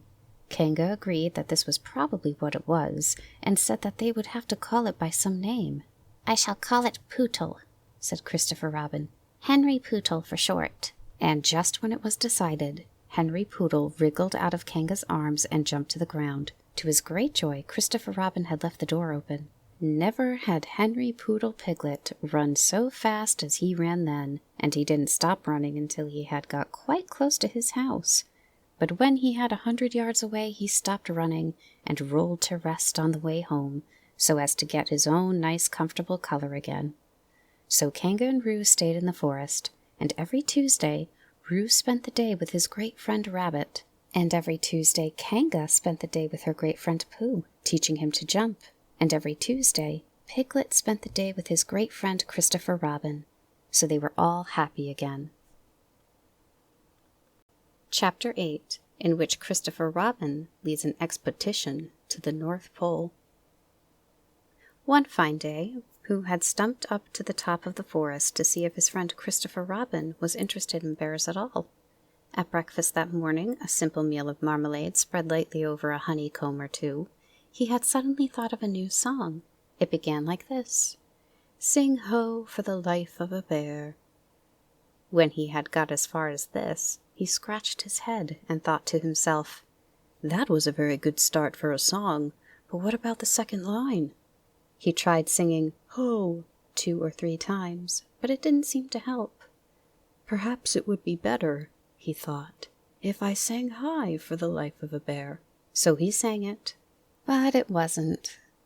Very well then, he said. I shall sing the first line twice, and perhaps if I sing it very quickly, I shall find myself singing the 3rd and 4th lines before I have time to think of them, and that will be a good song. Now then. Sing ho for the life of a bear, sing ho for the life of a bear. I don't much mind if it rains or snows, 'cause I've got a lot of honey on my nice new nose. I don't much care if it snows or thaws, 'cause I've got a lot of honey on my nice clean paws. Sing ho for a bear, sing ho for a Pooh, and I'll have something in an hour or two. He was so pleased with this song that he sang it all the way to the top of the forest. And if I go on singing it much longer, he thought, it will be time for the little something, and then the last line won't be true. So he turned it into a hum instead. Christopher Robin was sitting outside his door putting on his big boots. As soon as he saw the big boots, Pooh knew that an adventure was going to happen, and he brushed the honey off his nose with the back of his paw and spruced himself up as well as he could so as to look ready for anything. Good morning, Christopher Robin, he called out. Hello, Pooh Bear. I can't get this boot on. That's bad, said Pooh.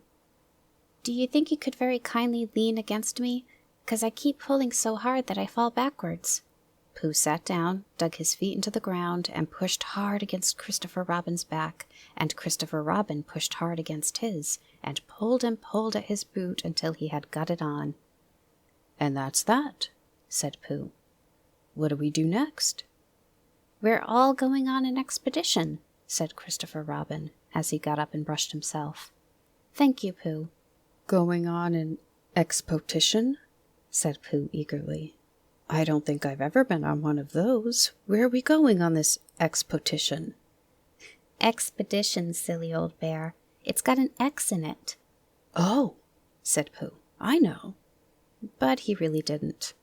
"We're going to discover the North Pole." "Oh," said Pooh again. "What is the North Pole?" he asked. "It's just a thing you discover," said Christopher Robin carelessly, not being quite sure himself. "Oh, I see," said Pooh. "Are bears any good at discovering it?" "Of course they are, and Rabbit and Kanga and all of you. It's an expedition. That's what an expedition means, a long line of everybody. You'd better tell the others to get ready, while I see if my gun is all right, and we must bring provisions." "Bring what?" "Things to eat." "Oh," said Pooh happily. "I thought you said provisions. I'll go and tell them." And he stumped off. The first person he met was Rabbit. "Hello, Rabbit," he said. "Is that you?" "Let's pretend it isn't," said Rabbit, "and see what happens." "I've got a message for you." "I'll give it to him." "We're all going on an expedition with Christopher Robin." "What is it when we're on it?" "A sort of boat, I think," said Pooh. "Oh, that sort." "Yes, and we're going to discover a pole or something. Or was it a mole? Anyhow, we're going to discover it." "We are we?" said Rabbit. "Yes, and I've got to bring things to eat with us, in case we want to eat them. Now I'm going to Piglet's. Tell Kanga, will you?" He left Rabbit and hurried down to Piglet's house. The piglet was sitting on the ground at the door of his house, blowing happily at a dandelion, and wondering whether it would be this year, next year, sometime, or never. He had just discovered that it would be never, and was trying to remember what it was, and hoping it wasn't anything nice, when Pooh came up. "Oh, Piglet," said Pooh excitedly. "we're going on an expedition, all of us, with things to eat, to discover something." "To discover what?" said Piglet anxiously. "Oh, just something." "Nothing fierce?" Christopher Robin didn't say anything about fierce. He just said it had an X. "It isn't their necks I mind," said Piglet earnestly. "It's their teeth. But if Christopher Robin is coming, I don't mind anything." In a little while, they were all ready at the top of the forest, and the expedition started. First came Christopher Robin and Rabbit, then Piglet and Pooh, then Kanga with Roo in her pocket, and Owl, then Eeyore, and at the end, in a long line, all Rabbit's friends and relations. "I didn't ask them," explained Rabbit carelessly. "They just came. They always do. They can march at the end after Eeyore." "What I say," said Eeyore, "is that it's unsettling. I didn't want to come on this what Pooh said. I only came to oblige, but here I am, and if I am at the end of the what we're talking about, then let me be the end. But if every time I want to sit down for a little rest I have to brush away half a dozen of Rabbit's smaller friends and relations first, then this isn't an whatever it is, at all. It's simply a confused noise. That's what I say." "I see what Eeyore means," said Owl. "If you ask me—" "I'm not asking anybody," said Eeyore. "I'm just telling everybody. We can look for the North Pole, or we can play Here We Go Gather Nuts and May, with the end part of the ant's nest. It's all the same to me." There was a shout from the top of the line. "Come on!" called Christopher Robin. "Come on!" called Pooh to Piglet. "Come on!" called Owl. "We're starting," said Rabbit. "I must go." And he hurried off to the front of the expedition with Christopher Robin. "All right," said Eeyore. we're going, only don't blame me." So off they went to discover the pole, and as they walked, they chattered to each other of this and that, all except Pooh, who kept making up a song. "This is the first verse," he said to Piglet, when he was ready with it. "The first verse of what?" "My song." "What song?" "This one." "Which one?" "Well, if you listen, Piglet, you'll hear it." "How do you know I'm not listening?" Pooh couldn't answer that one, so he began to sing. "They all went off to discover the pole, Owl and Piglet and Rabbit and all. It's a thing you discover, as I've been told, by Owl and Piglet and Rabbit and all. Eeyore, Christopher, Robin and Pooh, and Rabbit's relations all went too, and where the pole was, none of them knew. Sing hey for Owl and Rabbit and all." "Hush!" said Christopher Robin, turning round to Pooh. "We're just coming to a dangerous place." "Hush!" said Pooh, turning round quickly to Piglet. "Hush!" said Piglet to Kanga. "Hush!" said Kanga to Owl, while Roo said "Hush!" several times to himself very quietly. "Hush!" said Owl to Eeyore. "Hush!" said Eeyore in a terrible voice to all of Rabbit's friends and relations. And "Hush!" they said hastily to each other, all down the line, until it got to the last one of all. And the last and smallest friend and relation was so upset to find that the whole expedition was saying hush to him that he buried himself head downwards in a crack in the ground and stayed there for 2 days until the danger was over, and then went home in a great hurry and lived quietly with his aunt ever afterwards. His name was Alexander Beetle. They had come to a stream which twisted and tumbled between high rocky banks, and Christopher Robin saw at once how dangerous it was. "It's just the place," he explained, "for an ambush." "What sort of bush?" whispered Pooh to Piglet. "A gorse bush?" "My dear Pooh," said Owl in his superior way, "don't you know what an ambush is?" "Owl," said Piglet, looking round at him severely, "Pooh's whisper was a perfectly private whisper, and there's no need—" "An ambush," said Owl, "is a sort of surprise." "So is a gorse bush sometimes," said Pooh.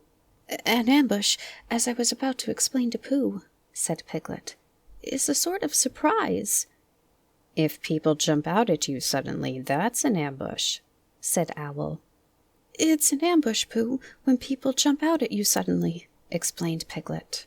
Pooh, who now knew what an ambush was, said that a gorse bush had sprung at him suddenly one day when he fell off a tree, and he had taken 6 days to get all of the prickles out of himself. "We are not talking about gorse bushes," said Owl a little crossly. "I am," said Pooh. They were climbing very cautiously up the stream now, going from rock to rock, and after they had gone a little way, they came to a place where the banks widened out at each side, so that on each side of the water there was a level strip of grass on which they could sit down and rest. As soon as he saw this, Christopher Robin called, "Halt!" and they all sat down and rested. "I think," said Christopher Robin, "that we ought to eat all our provisions now, so that we shan't have so much to carry." "Eat all our what?" said Pooh. "All that we brought," said Piglet, getting to work. "That's a good idea," said Pooh, and he got to work too. "Have you all got something?" asked Christopher Robin with his mouth full.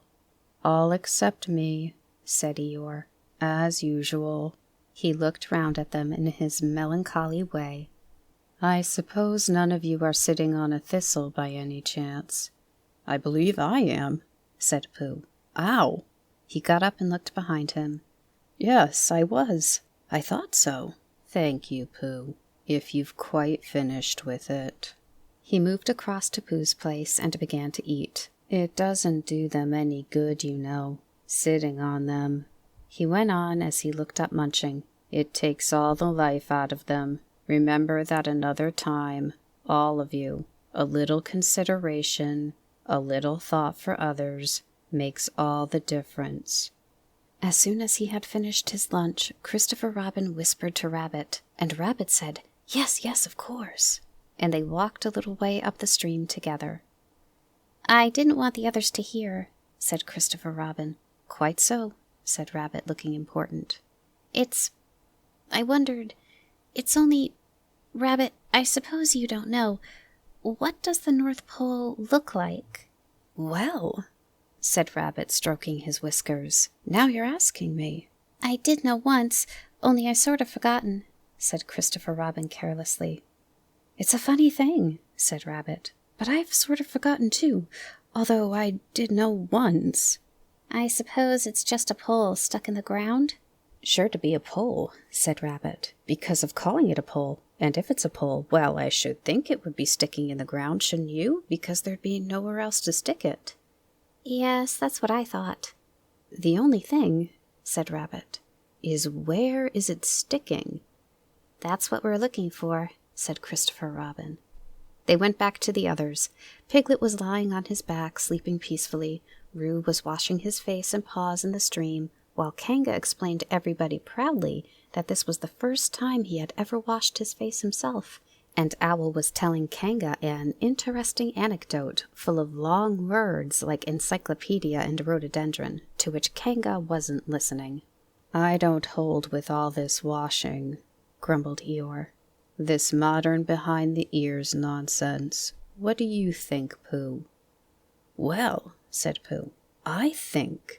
But we shall never know what Pooh thought, for there came a sudden squeak from Roo, a splash and a loud cry of alarm from Kanga. So much for washing, said Eeyore.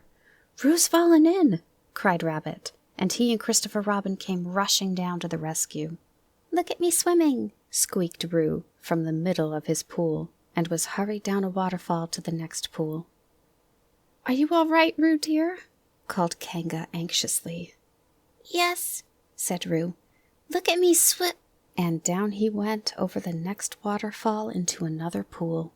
Everybody was doing something to help. Piglet, wide awake, suddenly was jumping up and down and making, "Oh, I say," noises. Owl was explaining that in a case of sudden and temporary immersion, the important thing was to keep the head above water. Kanga was jumping along the bank saying, "Are you sure you're all right, Roo dear?" To which Roo, from whatever pool he was in at the moment, was answering, "Look at me swimming." Eeyore had turned round and hung his tail over the first pool into which Roo fell, and with his back to the accident and grumbling quietly to himself and saying, "All this washing, but catch on to my tail, little Roo, and you will be all right." And Christopher Robin and Rabbit came hurrying past Eeyore and were calling out to the others in front of them. "All right, Roo, I'm coming," called Christopher Robin. "Get something across the stream lower down. Some of you fellows," called Rabbit. But Pooh was getting something. 2 pools below Roo, he was standing with a long pole in his paws, and Kanga came up and took one end of it, and between them they held it across the lower part of the pool, and Roo, still bubbling proudly, "Look at me swimming," drifted up against it and climbed out. "Did you see me swimming?" squeaked Roo excitedly, while Kanga scolded him and rubbed him down. "Pooh, did you see me swimming? That's called swimming, what I was doing. Rabbit, did you see what I was doing? Swimming. Hello, Piglet. I say, Piglet, what do you think I was doing? Swimming. Christopher Robin, did you see me?" But Christopher Robin wasn't listening. He was looking at Pooh. "Pooh," he said, "where did you find that pole?" Pooh looked at the pole in his hand. "I just found it," he said. "I thought it ought to be useful. I just picked it up." "Pooh," said Christopher Robin solemnly, "the expedition is over. You have found the North Pole." "Oh," said Pooh. Eeyore was sitting with his tail in the water when they all got back to him. "Tell Roo to be quick, somebody," he said. "My tail's getting cold. I don't want to mention it, but I just mentioned it. I don't want to complain, but there it is. My tail's cold." "Here I am," squeaked Roo. "Oh, there you are." "Did you see me swimming?" Eeyore took his tail out of the water and swished it from side to side. "As I expected," he said. "Lost all feeling. Numbed it. That's what it's done. Numbed it. Well, as long as nobody minds, I suppose it's all right." "Poor old Eeyore. I'll dry it for you." said Christopher Robin, and he took out his handkerchief and rubbed it up. Thank you, Christopher Robin. You're the only one who seems to understand about tails. They don't think. That's what's the matter with these others. They've no imagination. A tail isn't a tail to them. It's just a little bit extra at the back. Never mind, Eeyore, said Christopher Robin, rubbing his hardest. Is that better? It's feeling more like a tail, perhaps. It belongs again, if you know what I mean. Hello, Eeyore, said Pooh, coming up to them with his pole. Hello, Pooh. Thank you for asking, but I shall be able to use it again in a day or two. Use what? said Pooh. What we were talking about. I wasn't talking about anything, said Pooh, looking puzzled. My mistake again. I thought you were saying how sorry you were about my tail, being all numb, and could you do anything to help? No, said Pooh.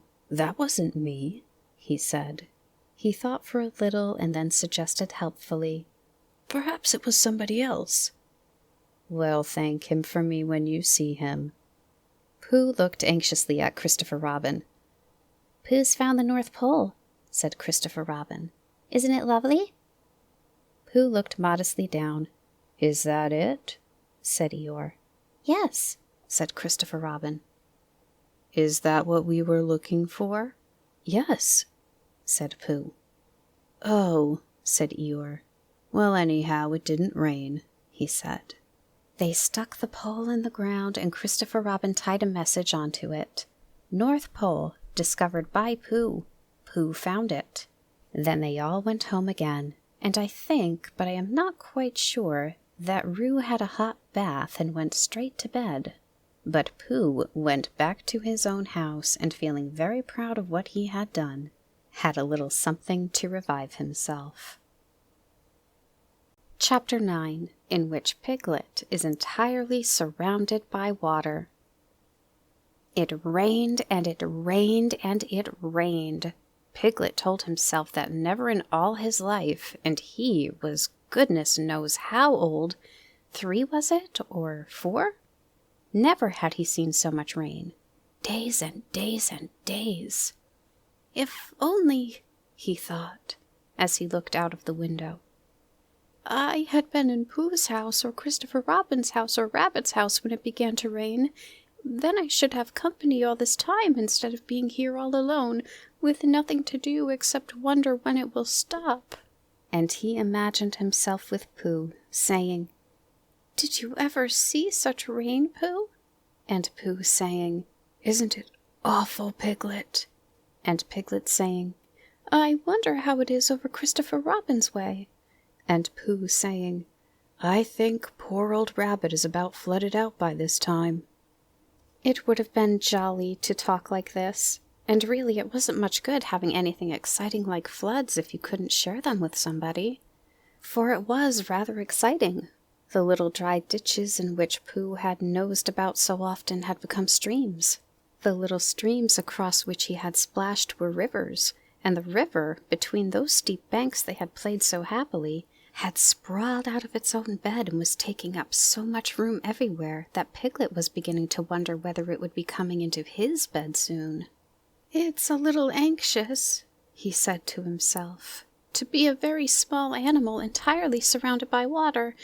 Christopher Robin and Pooh could escape by climbing trees, and Kanga could escape by jumping, and Rabbit could escape by burrowing, and Owl could escape by flying, and Eeyore could escape by making a loud noise until rescued. And here I am, surrounded by water, and I can't do anything. It went on raining, and every day the water got a little higher, until now it was nearly up to Piglet's window, and still he hadn't done anything.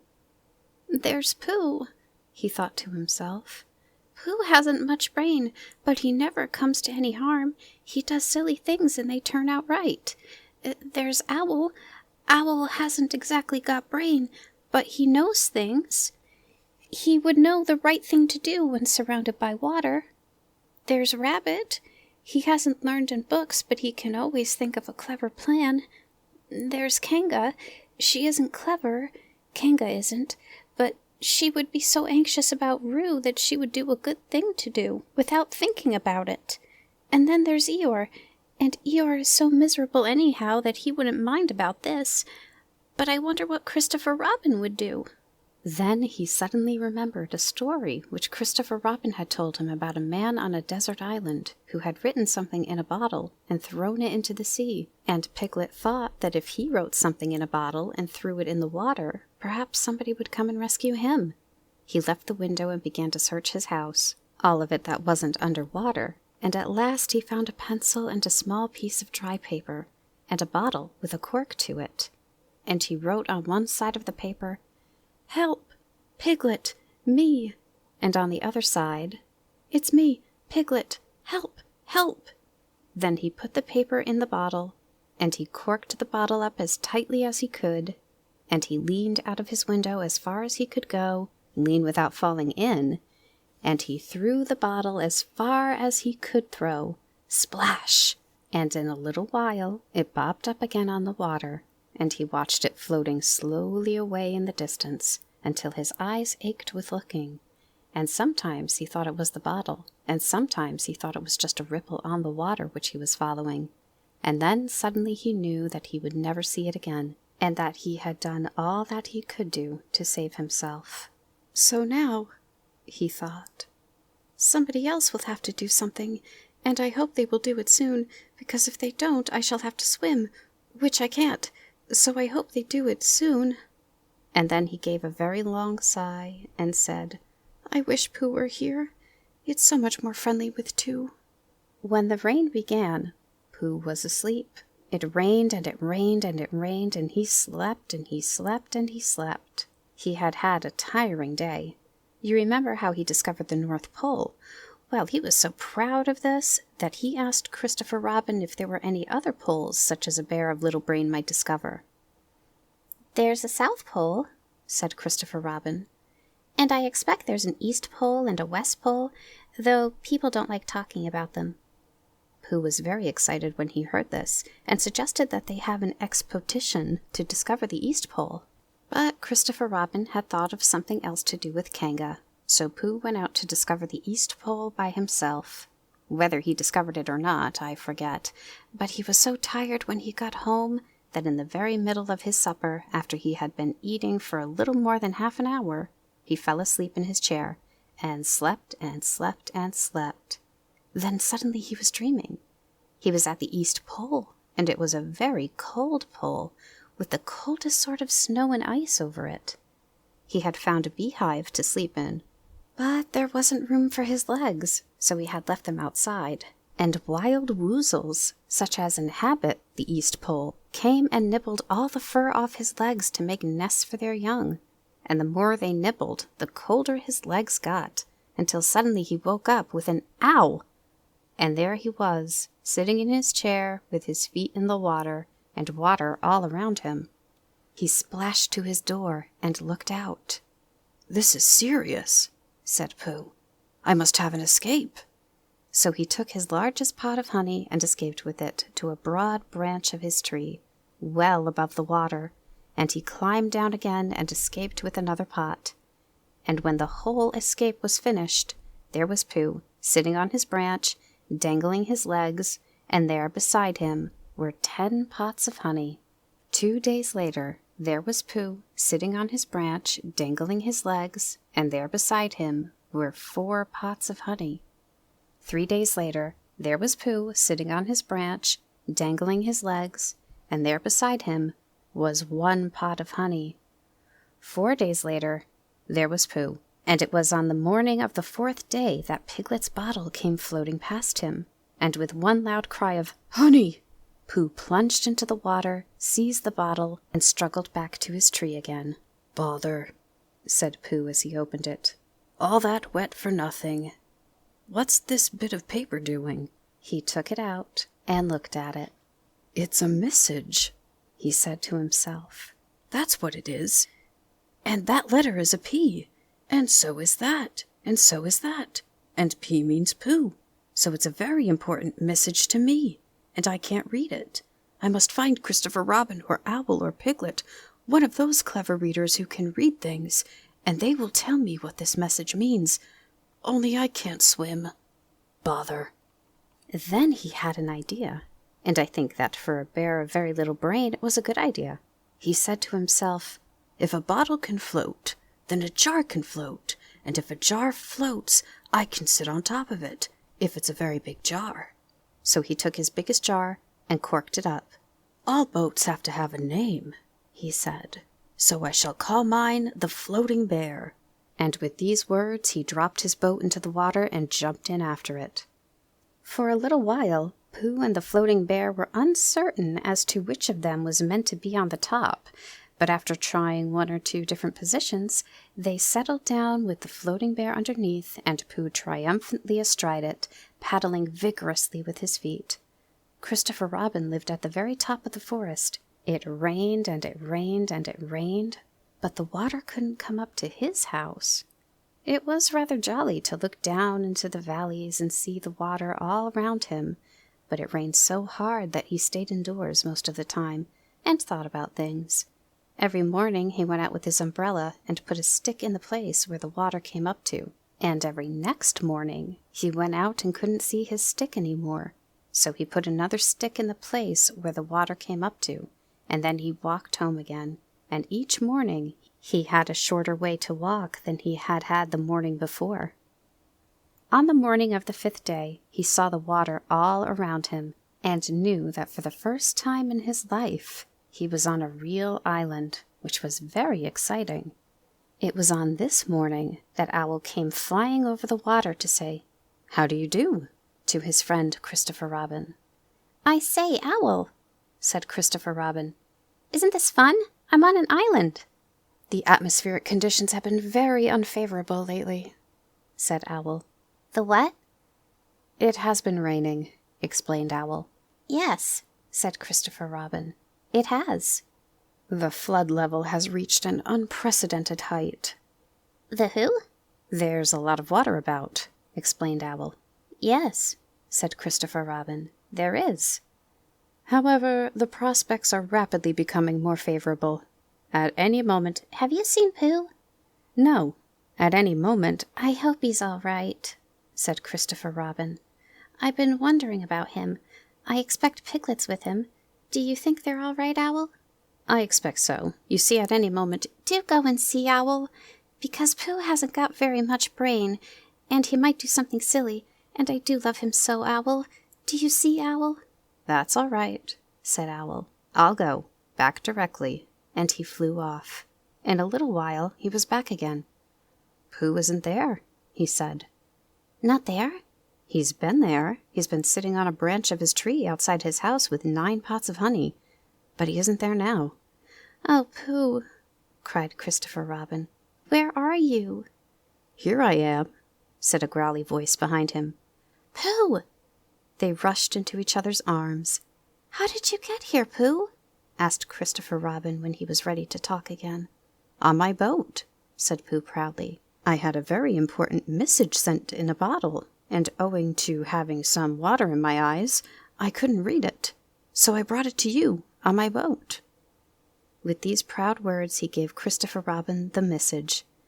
"But it's from Piglet," cried Christopher Robin when he had read it. "Isn't there anything about Pooh in it?" asked Bear, looking over his shoulder. Christopher Robin read the message aloud. "Oh, are those peas piglets? I thought they were Pooh's." "We must rescue him at once.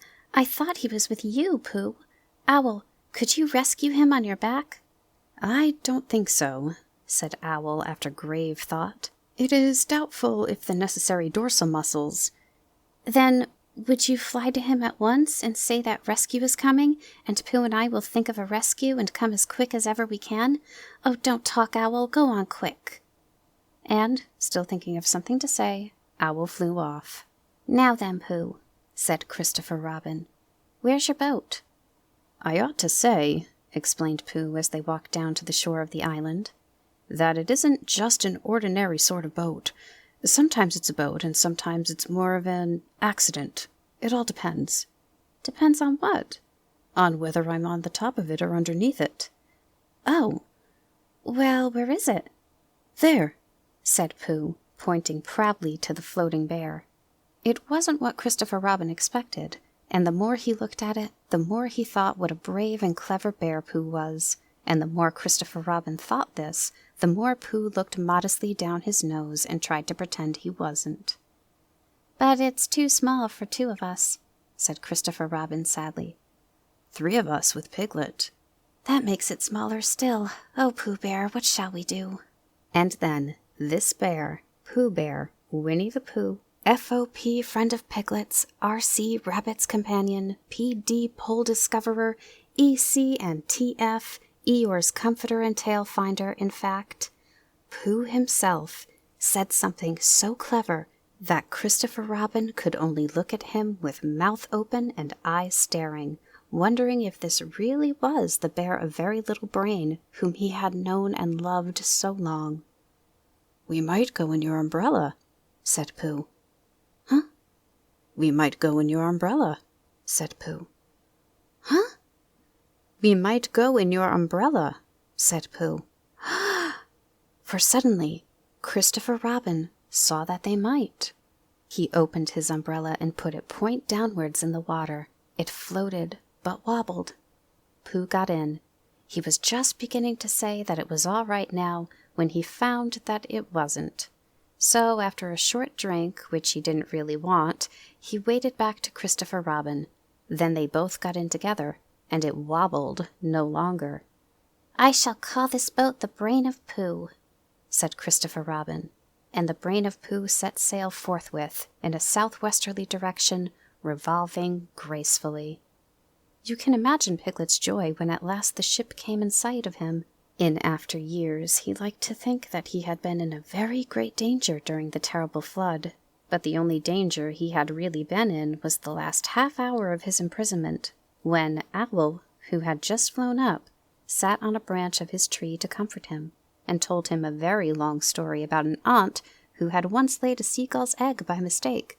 And the story went on, rather like the sentence, until Piglet, who was listening out of his window without much hope, went to sleep quietly and naturally, slipping slowly out of the window towards the water until he was only hanging on by his toes, at which moment, luckily, a sudden loud squawk from Owl, which was really part of the story, being what his aunt said, woke the Piglet up and just gave him time to jerk himself back into safety and say, "How interesting! And did she?" Well, you can imagine his joy when at last he saw the good ship, the Brain of Pooh, Captain C. Robin, First Mate P. Bear, coming over the sea to rescue him. And that is really the end of the story, and as I am very tired after that last sentence, I think I shall stop here.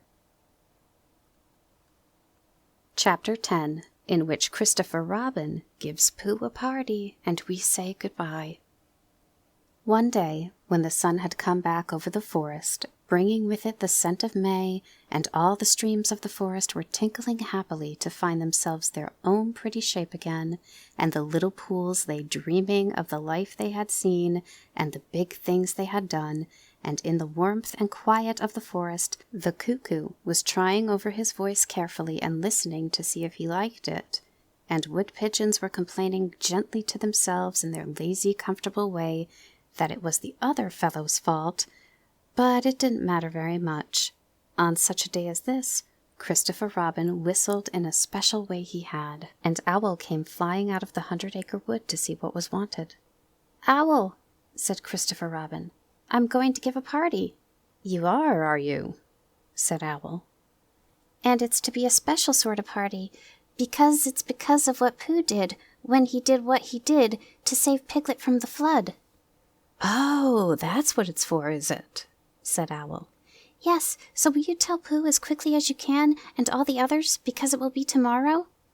"Oh, it will it?" said Owl, still being as helpful as possible. "So will you go and tell them, Owl?" Owl tried to think of something very wise to say, but couldn't.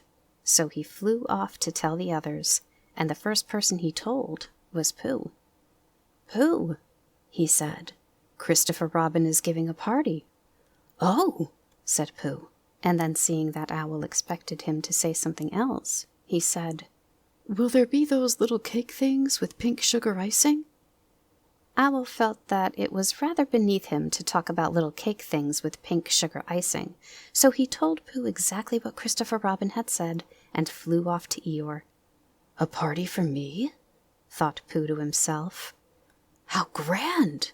And he began to wonder if all the other animals would know that it was a special Pooh party, and if Christopher Robin had told them about the floating bear and the brain of Pooh and all the wonderful ships he had invented and sailed on. And he began to think how awful it would be if everybody had forgotten about it, and nobody quite knew what the party was for. And the more he thought like this, the more the party got muddled in his mind, like a dream when nothing goes right. And the dream began to sing itself over in his head until it became a sort of song. It was an anxious Pooh song. 3 cheers for Pooh. For who? For Pooh. Why, what did he do? I thought you knew. He saved his friend from a wedding. 3 cheers for Pooh. For where? For Bear. He couldn't swim, but he rescued him. He rescued who? Oh, listen, do. I am talking of Pooh. Of who? Of Pooh. I'm sorry, I keep forgetting. Well, Pooh was a bear of enormous brain. Just say it again. Of enormous brain. Of enormous what? Well, he ate a lot, and I don't know if he could swim or not, but he managed to float on a sort of boat. On a sort of what? Well, a sort of pot. So now let's give him 3 hearty cheers. So now let's give him 3 hearty witches? And hope he'll be with us for years and years, and grow in health and wisdom and riches. 3 cheers for Pooh. For who? For Pooh. 3 cheers for Bear. For where? For Bear. 3 cheers for the wonderful Winnie the Pooh. Just tell me, somebody, what did he do? While this was going on inside him, Owl was talking to Eeyore. Eeyore, said Owl, Christopher Robin is giving a party. Very interesting, said Eeyore. I suppose they will be sending me down the odd bits which got trodden on. Kind and thoughtful. Not at all. Don't mention it. There's an invitation for you. What's that like? An invitation. Yes, I heard you. Who dropped it? This isn't anything to eat. It's asking you to the party tomorrow. Eeyore shook his head slowly. You mean Piglet, the little fellow with the excited ears. That's Piglet. I'll tell him. No, no, said Owl, getting quite fussy. It's you. Are you sure? Of course I'm sure. Christopher Robin said all of them. Tell all of them. All of them except Eeyore? All of them, said Owl sulkily. Ah, said Eeyore. A mistake, no doubt, but still I shall come. Only don't blame me if it rains. But it didn't rain.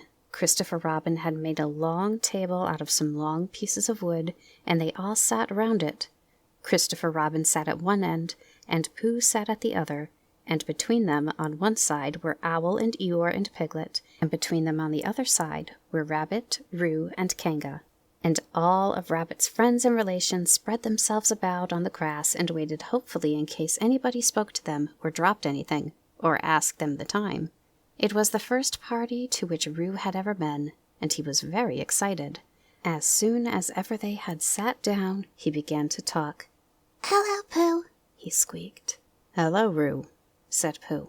Roo jumped up and down in his seat for a little while and then began again. Hello, Piglet, he squeaked. Piglet waved a paw at him, being too busy to say anything. Hello, Eeyore, said Roo. Eeyore nodded gloomily at him. It will rain soon. You see if it doesn't, he said. Roo looked to see if it didn't, and it didn't. So he said, Hello, Owl. And Owl said, Hello, my little fellow, in a kindly way, and went on telling Christopher Robin about an accident which had nearly happened to a friend of his, whom Christopher Robin didn't know. And Kanga said to Roo, Drink up your milk first, dear, and talk afterwards. So Roo, who was drinking his milk, tried to say that he couldn't do both at once, and had to be patted on the back and dried for quite a long time afterwards. When they had all nearly eaten enough, Christopher Robin banged on the table with his spoon, and everybody stopped talking and was very silent, except Roo, who was just finishing a loud attack of hiccups and trying to look as if it was one of Rabbit's relations. "This party," said Christopher Robin, "is a party because of what someone did, and we all know who it was, and it's his party because of what he did. And I've got a present for him, and here it is." Then he felt about a little and whispered, "Where is it?" While he was looking, Eeyore coughed in an impressive way and began to speak. "Friends," he said, "including oddments, it is a great pleasure, or perhaps I had better say it has been a pleasure so far, to see you at my party. What I did was nothing. Any of you, except Rabbit and Owl and Kanga, would have done the same. Oh, and Pooh. My remarks do not, of course, apply to Piglet and Roo, because they are too small. Any of you would have done the same. But it just happened to be me. It was not, I need hardly say, with an idea of getting what Christopher Robin is looking for now." And he put his front leg to his mouth and said in a loud whisper, "Try under the table." "That I did what I did, because I feel that we should all do what we can to help. I feel that we should all—" said Roo accidentally. "Roo, dear," said Kanga reproachfully. "Was it me?" asked Roo, a little surprised. "What's Eeyore talking about?" Piglet whispered to Pooh. "I don't know," said Pooh rather dolefully. "I thought this was your party." "I thought it was once, but I suppose it isn't." "I'd sooner it was yours than Eeyore's," said Piglet. "So would I," said Pooh. said Roo again. "As I was saying," said Eeyore loudly and sternly, "as I was saying, when I was interrupted by various loud noises, I feel that—" "Here it is!" cried Christopher Robin excitedly. "Pass it down to silly old Pooh. It's for Pooh." "For Pooh?" said Eeyore. "Of course it is. He's the best bear in all the world." "I might have known," said Eeyore. "After all, one can't complain. I have my friends. Somebody spoke to me only yesterday. And was it last week or the week before that Rabbit bumped into me and said, 'Bother, the social round, always something going on.'" Nobody was listening, for they were all saying, "Open it, Pooh. What is it, Pooh? I know what it is. No, you don't," and other helpful remarks of this sort. And of course Pooh was opening it as quickly as ever he could, but without cutting the string, because you never know when a bit of string might be useful. At last it was undone. When Pooh saw what it was, he nearly fell down. He was so pleased. It was a special pencil case. There were pencils in it marked B for Bear, and pencils marked HB for Helping Bear, and pencils marked BB for Brave Bear. There was a knife for sharpening the pencils, and India rubber for rubbing out anything which you had spelt wrong, and a ruler for ruling lines for the words to walk on, and inches marked on the ruler in case you wanted to know how many inches anything was, and blue pencils, and red pencils, and green pencils for saying special things in blue and red and green. And all these lovely things were in a little pocket of their own in a special case, which shut with a click when you clicked it. And they were all for Pooh. "Oh," said Pooh. "Oh, Pooh," said everybody else except Eeyore. "Thank you," growled Pooh, but Eeyore was saying to himself, "This writing business, pencils and what not, overrated if you ask me. Silly stuff, nothing in it." Later on, when they had all said goodbye and thank you to Christopher Robin, Pooh and Piglet walked home thoughtfully together in the golden evening, and for a long time they were silent. "When you wake up in the morning, Pooh," said Piglet at last, "what's the first thing you say to yourself?" "What's for breakfast?" said Pooh. "What do you say, Piglet?" "I say, I wonder what's going to happen exciting today," said Piglet. Pooh nodded thoughtfully. "It's the same thing," he said. "And what did happen?" asked Christopher Robin. "When?" "Next morning." "I don't know." "Could you think and tell me and Pooh sometime?" If you wanted it very much, Pooh does, said Christopher Robin. He gave a deep sigh, picked his bear up by the leg, and walked off to the door, trailing Winnie the Pooh behind him. At the door, he turned and said, "Coming to see me have my bath?" "I might," I said. "Was Pooh's pencil case any better than mine?" "It was just the same," I said. He nodded and went out, and in a moment I heard Winnie the Pooh, bump, bump, bump, going up the stairs behind him.